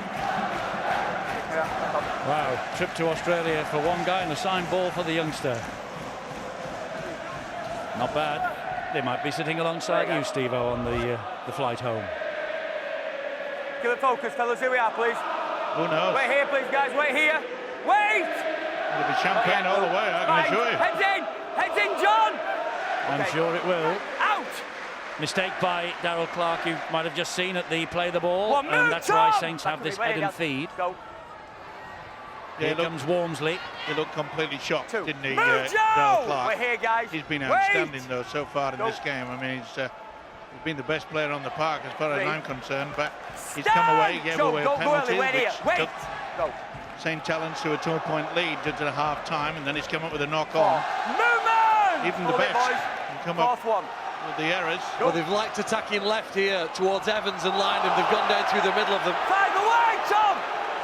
Last tackle coming up here, and that's lost then by Thompson. Well, that's justice done, because the The pass before that definitely was forward pass. He's still on him, but he's just lost the ball. Well, he was trying to get to his feet. He had the Warrington man. There's the forward pass that Steve-O alleges. He was trying to get to his feet here, Thompson. Warrington man on his back, Stuart.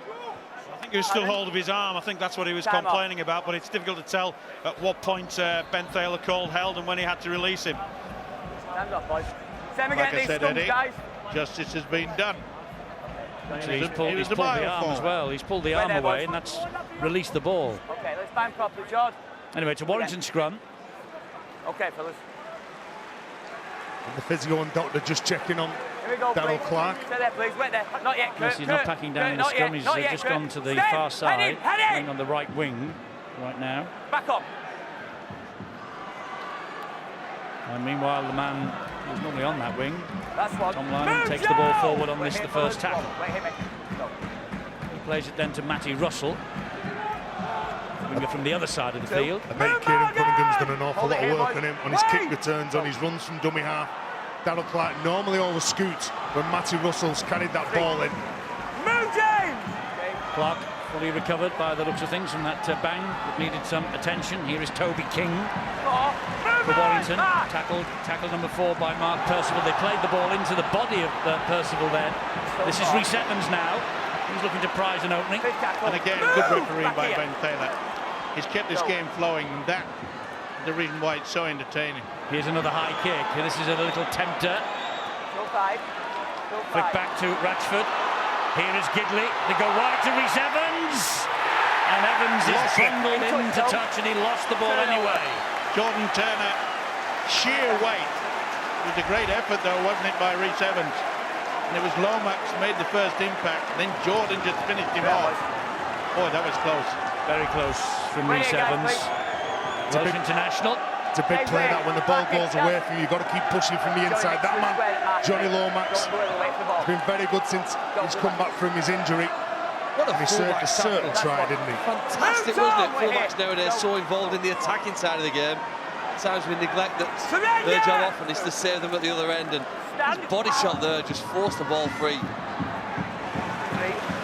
Alex Walmsley's been involved in just about every run. Here he is again. The Saints have had in this second half so far, carrying the ball bravely forward. It's been a good combination, isn't it? Kieran Cunningham utilising Kyle Amor, start with, and then bringing the big fella Walmsley onto the field of play. I think he might be feeling the pinch right now, though, as Walsh drills that ball along the ground into touch. Smart play. Well, as Kieran Cunningham said to Angela Powers, you know, not pretty, but maybe effective. But that's the game, isn't it? You can't get bored of the basics. Kicking the ball out of the field of play, walk to the scrum, let your big forwards, the likes of Alex Walmsley, who earned the penalty just before half-time with his big, strong carry. You've got to give those sorts of blokes that breathing space that they need to recover so they can come up with the same play time after time. That's the job description. Keep turning up, taking the ball forward, let the halves control the game. Saints the only team now to have appeared in all the playoff campaigns since 1998, and they're chasing an 11th grand final appearance. They are 2 points to the good. They are 34 minutes away from achieving that in 2016. And an achievement, if it happens, that never looked possible at the start of the season. Went through some dark days early on in the year, didn't he? Saints. The fans put pressure on. That could have been a penalty from Joe Greenwood for the flop. Should have been. It was a great tackle by Walmsley in the background. Yeah, but never mind. Could it should have. Last tackle here for Warrington now. Darryl Clark gives it to Gidley. Gidley will hoist it high and long. What a great kick. What a great kick. Right on the St Helens goal line. Fielded by Adam Swift. We're here. Boy, talk about confidence. Swift watched that like a hawk. Came down. He was under a lot of pressure. Who would be a fullback or a winger standing underneath one of those balls coming down? Move, Jack, get on side. Roby waits 20 metres away from his own line. Owens will take it forward. Move, Joe. Look at the way it comes out of the air, spiralling all over the place. Fifth tackle. Away, Joe. We're here. Square up. Wait. Go. Last tackle, Saints still inside their own territory. Wilkins gone for a 40-20. Not quite got the angle right, but it's not so bad, just the same. It does run dead in goal. Who's back? Tell me who, tell me who, tell me who. I think he would have liked that to have gone over the whitewash on the touch side on that left. I'm sure he would. It would then have been a 40-20. Yeah. And that defence, I mean, you've got to pride yourself, and both these sides really have worked in overtime in defence. That's true. Not many opportunities, not many clean breaks. Wait, go. Televay out there for the Saints. Philbin rather takes it forward. Oh, he lost that. I think the referee almost agreed with you. The whistle went to his mouth. Well, he lost it. Now the whistle goes to his mouth and blows for a penalty. He has lost it. Yeah. Well, that was very fortunate. High shot by Wilkin. Well, a change of direction from King at the line. Isolates John Wilkin. Gives the penalty away for the high shot. This is a long kick here from Dec Patton. To Boomer. Where they start this set from, 25 metres away. There's Patton, the kicker. Now Gidley gives it width and finds Ratchford. Ratchford tries to go inside Roby, but Roby snaked out the arm, pulled him down. Gidley, and once again it is Toby King.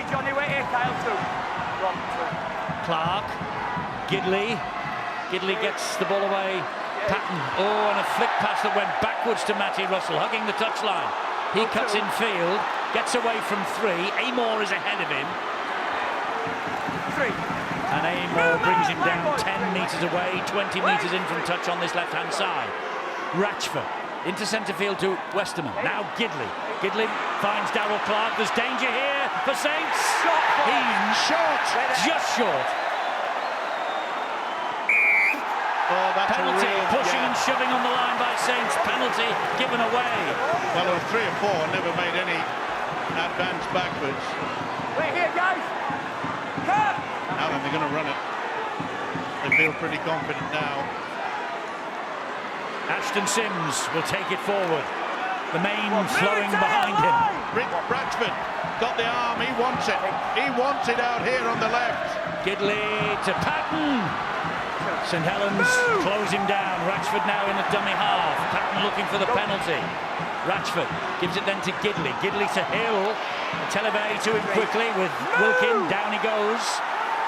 3-4 metres shy of the line. Gidley gives it width and finds Westerman. Here is Evans out to Lynham. Good work defensively. He smuggled the ball back though to Rhys Evans. Sims muscle up again. What an offload. Unbelievable there by Lynham. Clark to Gidley. Gidley to Sims. Sims gets it away to Dec Patton. They close him down again. Wonderful St Helens defence thus far. Quick play the ball. Ratchford! What a try! What a poacher's try from Stephen Ratchford! Inching towards 100 career tries now. Stephen Ratchford. Impressive at standoff last week. Man of the match at Saints in June. He might just have breached the defence critically for the Warrington Wolves. 12-10. But Stuart, let's look back further in this movement. Well, Warrington just got a slight advantage because the ball boy throws the ball onto Matthew Russell. He's supposed to put the ball down on the line, and then the ball comes on, and that was a couple of penalties ago that gets him in this position.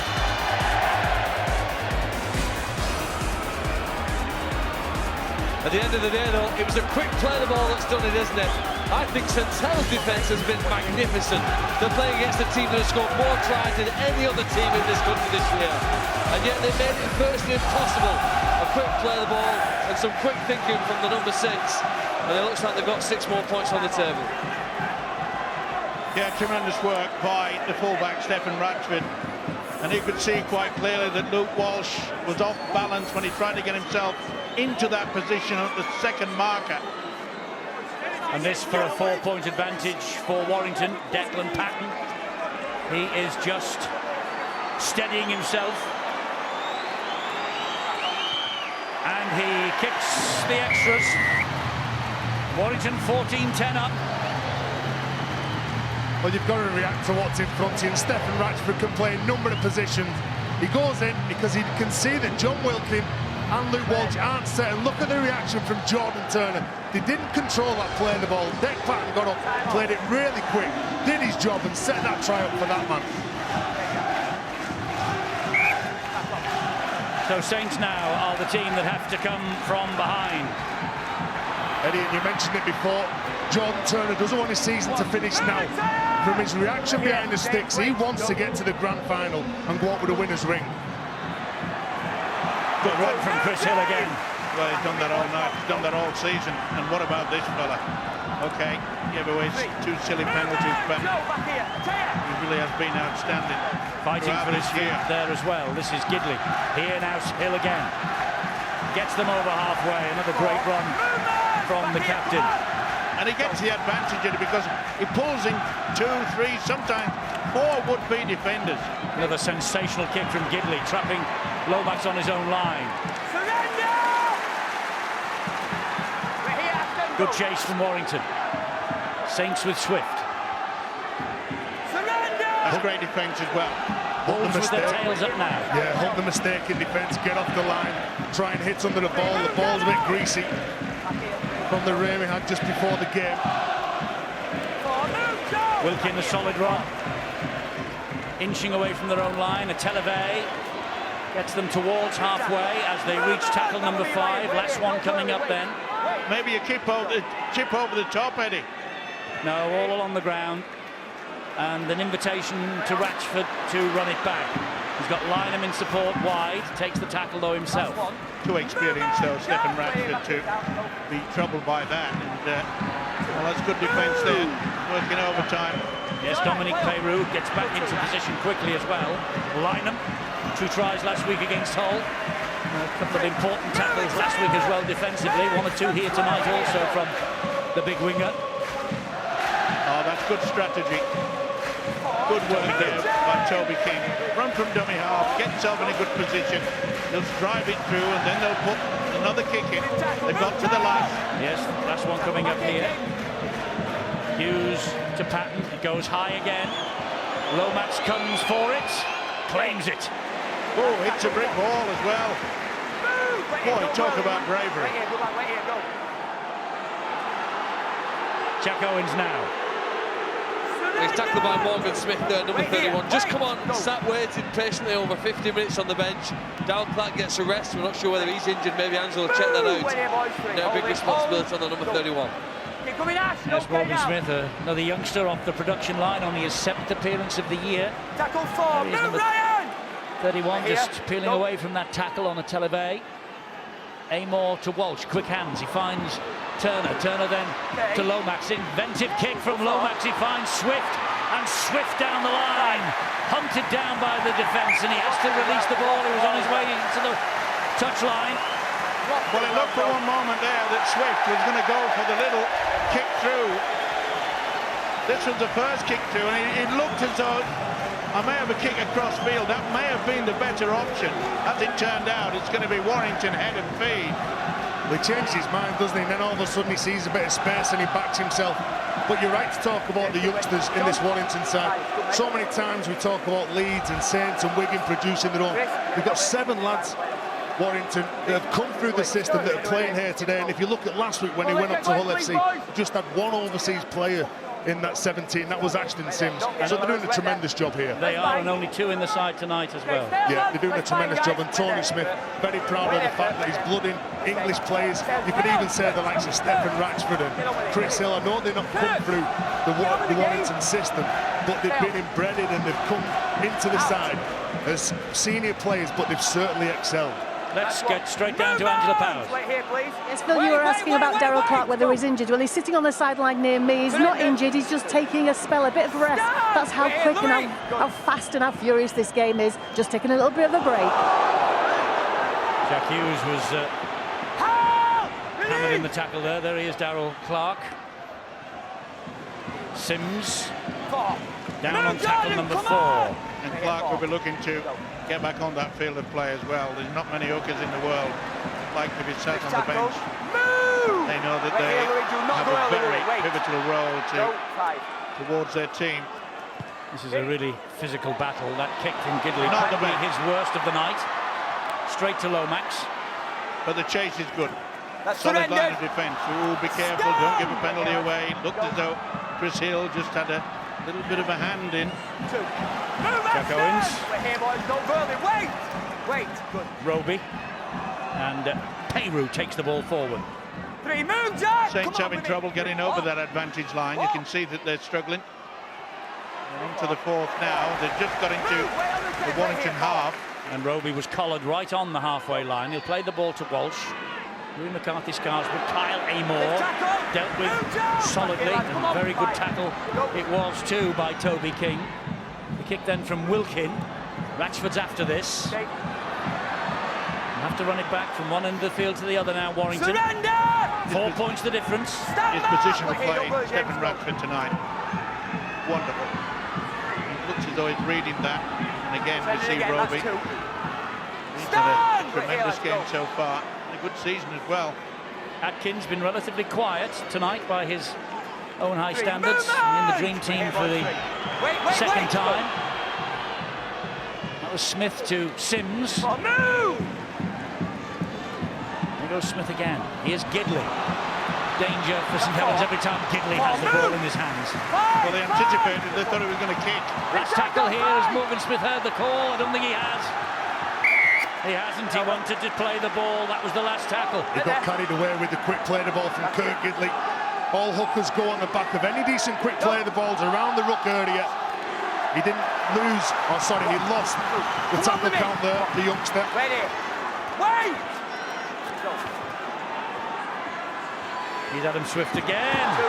Oh, that could have been a penalty. It looked as though it was over the horizontal. Got away with it. He did. It was just about flat, wasn't he? That's a tackle from Morgan Smith. It was just about legal. Luke Walsh changes the direction. Turner. Amor. Well, they'll bring a lot of spark. And they need it as well. Wilkin over the top, in towards the corner.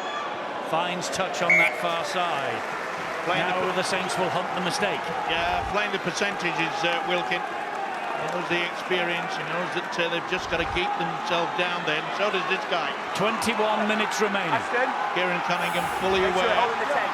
But they've got to force this error now. They looked a little bit sluggish. Maybe he could make the difference. Wait there, please, guys. It's all building up to this, the grand final. One of these two great sides will be there next week. The other place in the grand final decided tomorrow. Wigan against Hull, 7:30, Sky Sports 3. And it's a heck of a weekend, this. We've got these two semi-finals, and we also have the £1 million game. Hull Kingston Rovers will take on Salford for the right to stay in Super League next year. One of those two proud clubs will be playing Championship Rugby League next year. Rovers or the Devils? Who's your money on? Wait. Find out with us. As Westerman drives it forward again. That's pretty good defence by Saints as well. They've kept them well and truly in their own danger red zone. Gidley, though, no wonder Tony Smith brought him back into the side. The moment that he was given the green light that he was fit. Oh, hello, this is Ashton Sims with the kick. There's two worrying signs there. The last time they got to last play, Morgan Smith got tackled on it. Now they've thrown it to Ashton Sims and he's kicked and in the end had a decent result. Just elements here as we enter the final quarter that there isn't the calm approach that Warrington would want here now to control where and how the match finishes. 7 St Helens players were ahead of that play the ball when it was taken. Now they're behind the ball, showing signs of fatigue, perhaps. I think both sides will find it very difficult. The final 10, 15 minutes. Here comes Turner again. They go wide down that left-hand side to Mark Percival. He's the go-to man on a long shift, isn't he, Mark Percival? Good tackle by Gidley on him. They are appealing for a knock-on by Lomax. The ball, though, finds its way to touch on that far side. Well, it bobbled. I'm not so sure he let go of it, and he just breathes a huge sigh of relief. Do me a favour. You just make sure it doesn't knock on. No, it's fine. It's fine. Picked up cleanly. I think so, Stuart. Yeah, no problem with that. His hands, both hands always on the ball. Yeah, I've got a time. Didn't pick it up cleanly, but it wasn't a knock-on. Make sure I've not missed the knock-on. He's just asking the video referee, Joe Cobb, Ben Thaler, just to check that he hasn't missed the video ref, missed the knock-on. And the video ref, I think, has concurred. There was nothing wrong with it. Guys, come on. Whether it be John Wilkin stepping out on that left side, putting the kicks in, or Johnny Lomax, it's just a game of chess now, isn't it? For these two teams, who's going to make the mistake? One converted try could get the team to Wembley. St Helens just don't get any possession near Warrington's try line. They play for 20 minutes, they've worked so hard, but I guess the control from the Wolves has starved them of any chances. If Warrington get the ball, Eddie, and get near the line, I think they can magic away over it. But they do need possession near to the Warrington zone. Hope Terry Satellite Navigation's working next week, and he puts Old Trafford in, not Wembley. It's the grand final. Hold it here, wait. Go early, wait here, 4. Man, you always take the wrong turn in Terence, don't you? Every time. Well, it'll save on petrol. If he comes to Manchester, he might go to London. Oh, that's a knock-on. No, it went backwards. Went backwards, play on. This is the last tackle now for Warrington again. Roby quickly out of the way as Ratchford plays it. Robin Smith all along the ground with a kick. It's a good one as well. Its way. Yeah, look at, he's got to stop it with the foot. Look at the chase there. Surrender! Boy, that's one thing that Tony Smith will be very pleased with tonight. Yes, the defence so far has been good. Again. Those two have led the way, Hill and Sims. They always do, but Saints as well have stepped up in the last 2 sets of 6, restricting Warrington to 27 metres when they've been carrying the ball, and then 32 metres in the previous set. 4. Move, Chris! Roby gets St Helens almost to halfway. Tackle number 4. That's one of the rare forays he's had from dummy half in the second half, and he's starting to realise that he knows he's got to perhaps come up with a magic nice dummy there from Walls. Yes, McCarthy Scarsbrook. Oh, they've lost the way though, badly there. Lost the way badly. Talking about satellite navigation, it switched off then. Certainly did. Here's a penalty offside, St Helens. Will they take the 2? Will they stretch the lead to 6? No, they'll go to the corner, Eddie. They know that Saints are now vulnerable. When you start putting the ball around like that, when you should have been looking for someone to get the kick away, the heads start to go down, and boy, the enthusiasm is running through the Warrington side now. Absolutely, and this is Ryan Atkins 5 metres away on the first tackle. Here is Gidley, Old Trafford, Sir Matt Busby way, beckons for Warrington here. As Darrell Clark scampers in the dummy half, the rest is over. This now is Gidley, wide he goes to Ratchford. Ratchford goes wide to...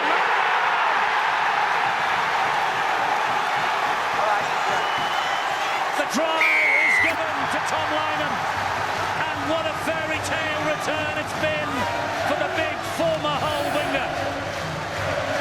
Tom Lynham, 2 tries last week to help them lift the League Leaders Shield.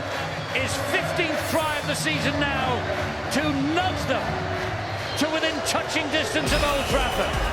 Well, this all came about by just completely ridiculous play by Saints when they should have been looking for the kicker. And talk about relief for Tom Lynham. Remember, it was Lynham coming in with Rhys Evans that allowed Saints to score that Lomax try. And for him to squeeze in like that, what a relief and what a return to the big time for Tom Lynham. No better way than to prove the point than to score 4 of them. Well, he missed out on 2 Wembley Challenge Cup finals, one with Hull, one with Warrington this year. Is he going to play in a grand final on Saturday week? Warrington are inching their way closer. 18-10, kick to come. Still not over for Saints. Still not over for Saints, but they have to score twice.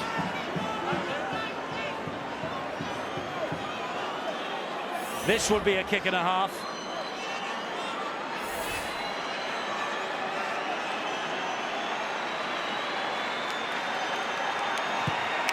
Patton. What? No goal. An effort it was. Now then, we have a slight concern about the grounding, Stuart. Just seemed to come out, certainly from the last angle we saw, it looked like the ball had been knocked out of his grasp just as he was coming along. Oh, it's a knock-on. Oh, it's a knock-on. It's a knock-on that might take Warrington to Old Trafford. Boy, that was extremely controversial. Well, remember what happened in the last minute at Wembley. Wait here, boys. Wait. Go. Keep coming, Alex. That was certainly, it was either knocked out by Saints or it was a drop ball by Lynham. Either way, it should have been no try. He looked at the touch judge, though, did Ben Thaler, got the confirmation from him. So there was no need really to hand it upstairs. There was no doubt on the field. Well, you've got to have some doubt yourself as a referee. If you think he's grounded the ball, you're not going to use the technology, but probably would have been wise to do so then.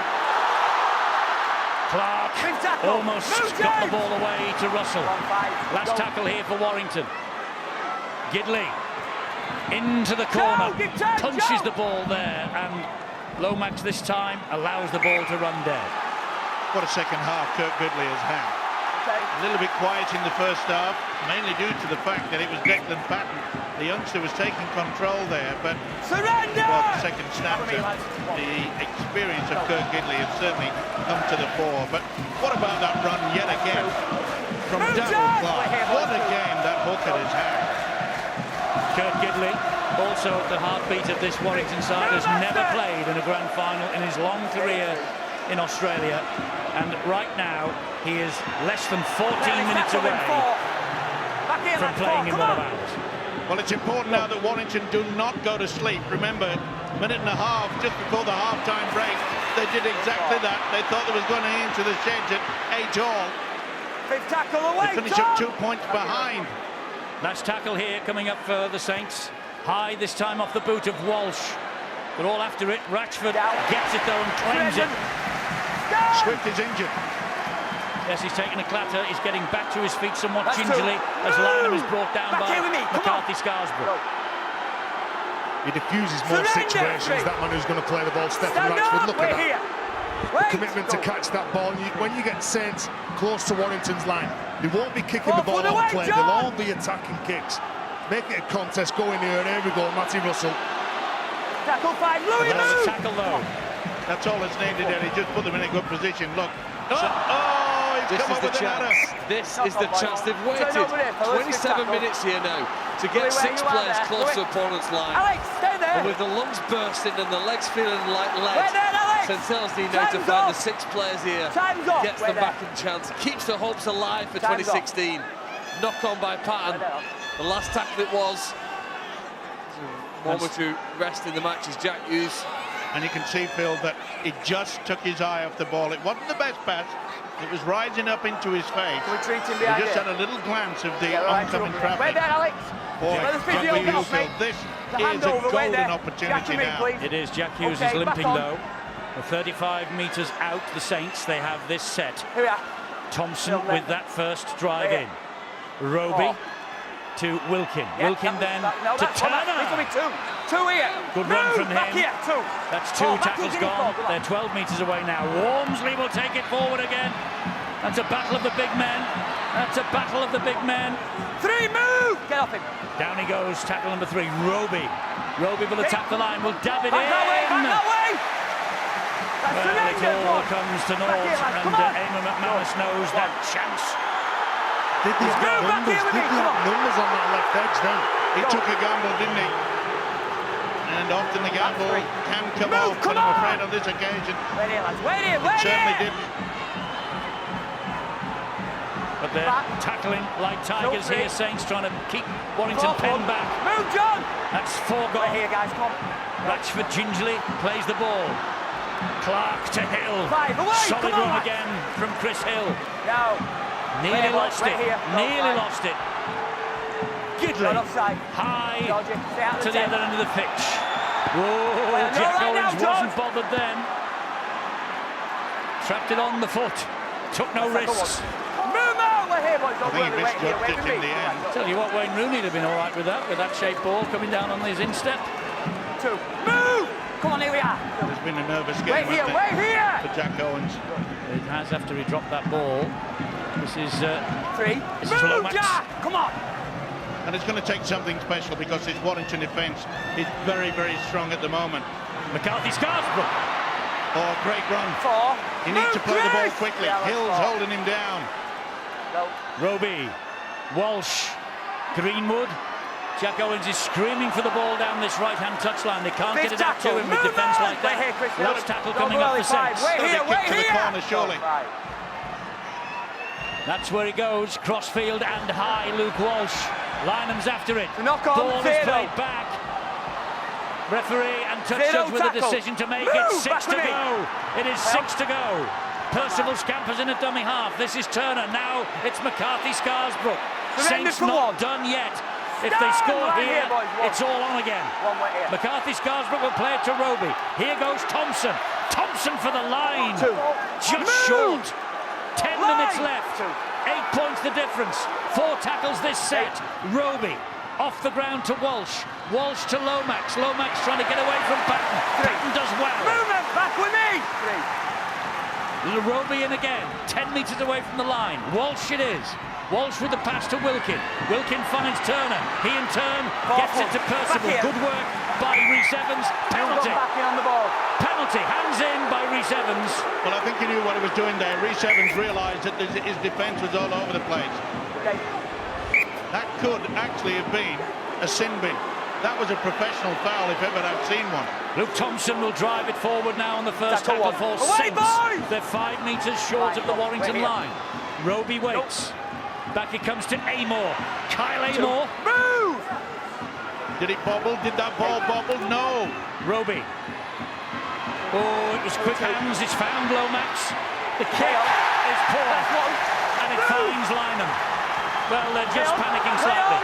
Well, it's poor on the second play. And both sets of players saying pre-game, you've got to build some pressure. And that's panic that from Johnny Lomax. He'll look back, he's a better player. It's a free play. It's a free play for St Helens with Dominic Peyrou. That's a 0 tackle. They've got 6 to go from here.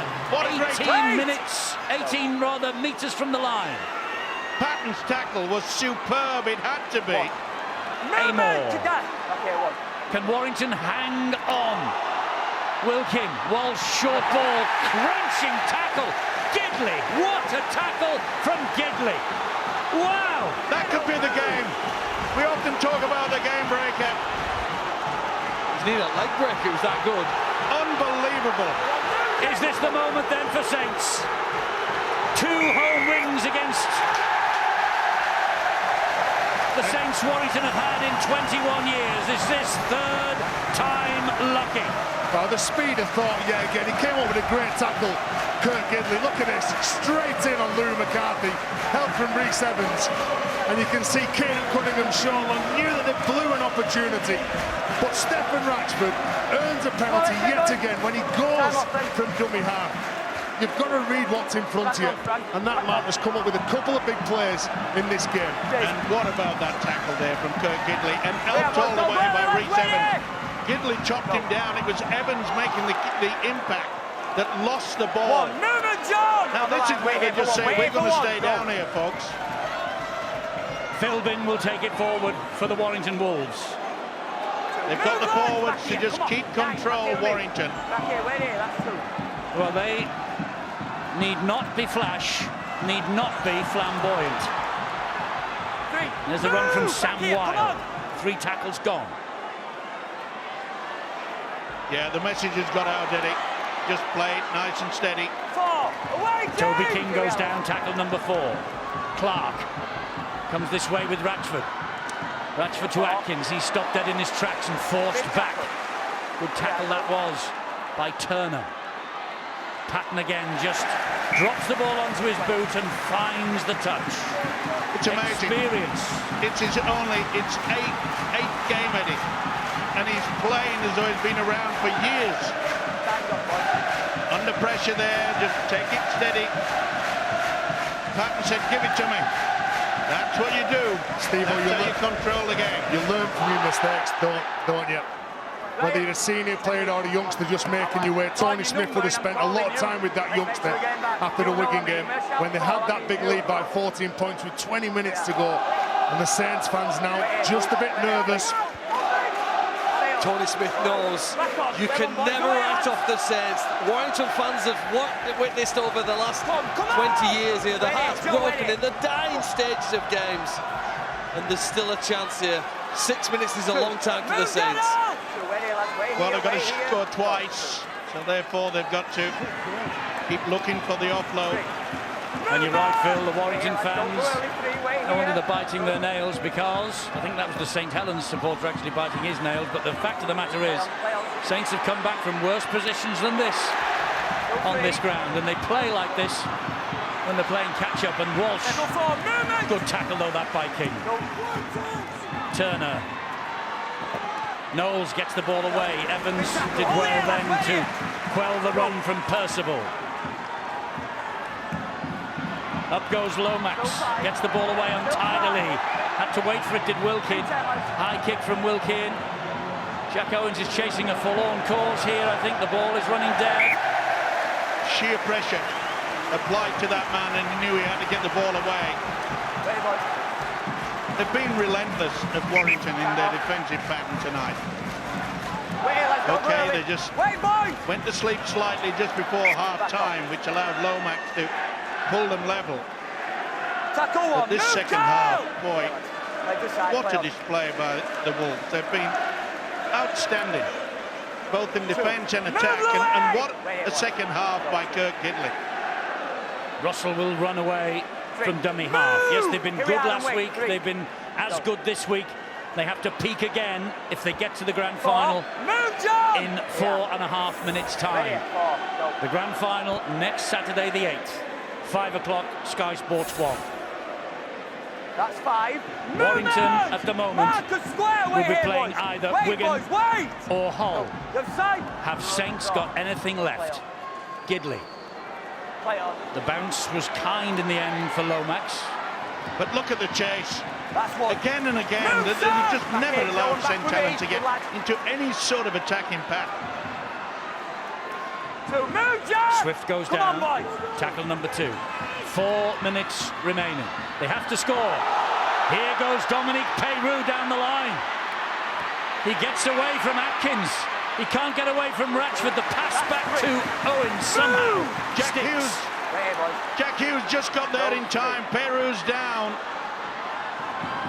Here goes Turner. There was Wilkin. Here is Lomax. Why'd they go to Percival? Why'd they go to Percival? What a tackle. It was Ratchford afield. It was. Swift. Back it comes to Walsh. Walsh to Turner. Turner, wide it comes to Peyrou. Peyrou, back it goes to Roby. Roby! Oh, knocked back off the body. I think it was of King. Boy, it looked all over. There's going to be a try. Surrendered to. Roby looked as though they were going to drag his team back there. King knocks it back. Boy, inches. That's all it took. That was the chance. That was the chance. Philbin carries it forward for Warrington, who are now less than 3 minutes away from the grand final.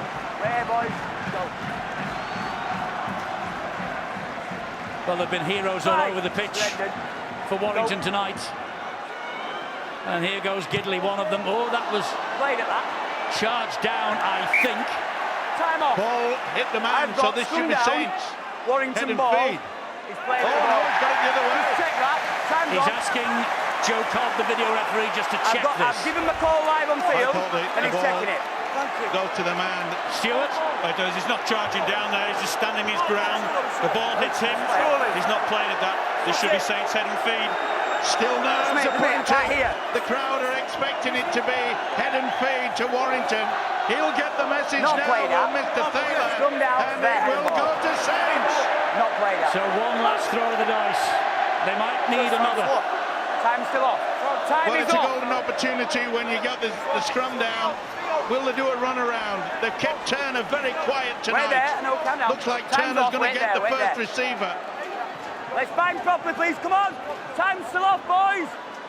Time is still off, says the referee, but there's only 2.5 minutes remaining. Stay in. Stefan, they surely cannot play the get-out-of-jail card again, can they? McCarthy Scarsbrook. What, move, George! But Warrington will be happy with the fact they've got an 8-point lead.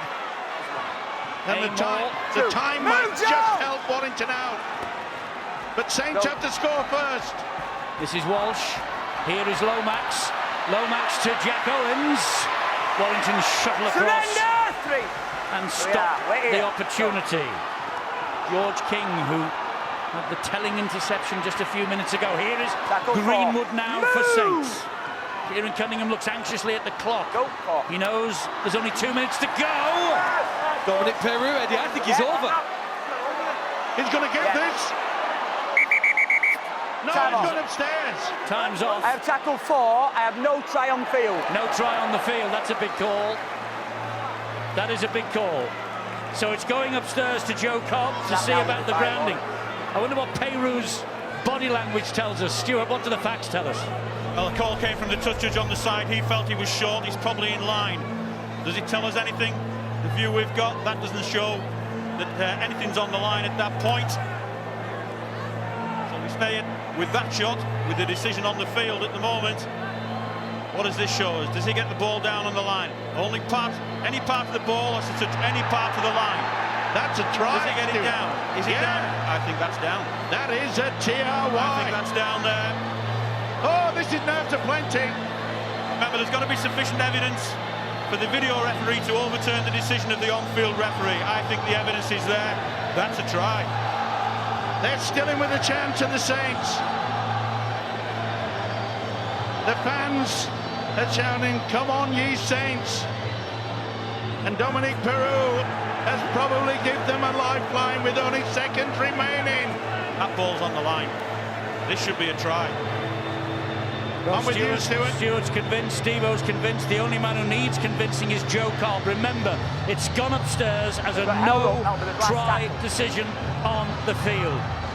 There's the ball there. Is it on the line? Well, all the evidence I've seen shows that that ball is on the line. That shot there shows the ball going down on the line. Well, Luke Walsh, I can tell you, Luke Walsh is waiting to take the conversion. It's quite clear it's on the white one. Well, what worries me is the fact that the amount of looks, he might turn it down.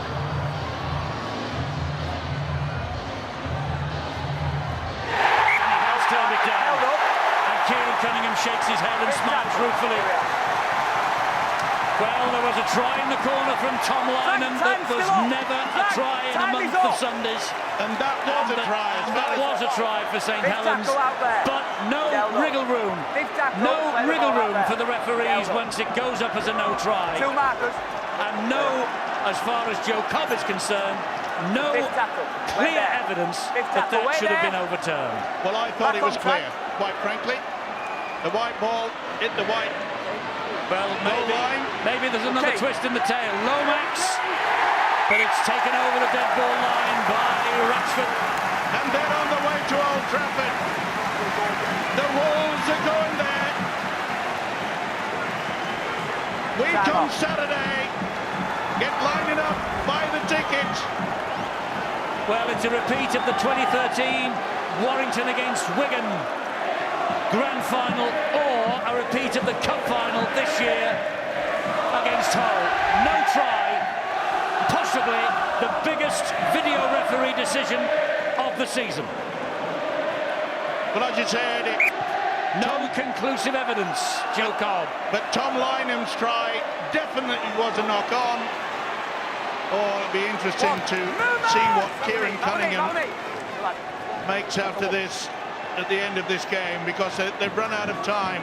Yes, there's not going to be the great escape now, unless they get the 8-point try. Well, that's a chance. You know what? They've not run out of effort, though. That's been an amazing physical input that they've made to this match here, really. They've defended so much more than the home side. They've done it manfully.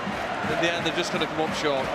For only the third time in Super League history, Warrington have beaten St Helens in this town. And it is the biggest win of them all, because Warrington are on their way to their third grand final. And it's fully deserved. And what a great game the fullbacks had, Ratchford as well, and they know it. Clark may be looking at silverware for the second time in his career. Time off. Time off, Frank. Time's off, 9 seconds remaining. Doesn't matter. It doesn't matter, Warrington are there. They're the rules. Warrington are going to Old Trafford to face either Wigan or Hull again. And after this performance, Eddie, they would have to start very, very confident indeed, especially with this man in top form. The young General Patton. Take a bow.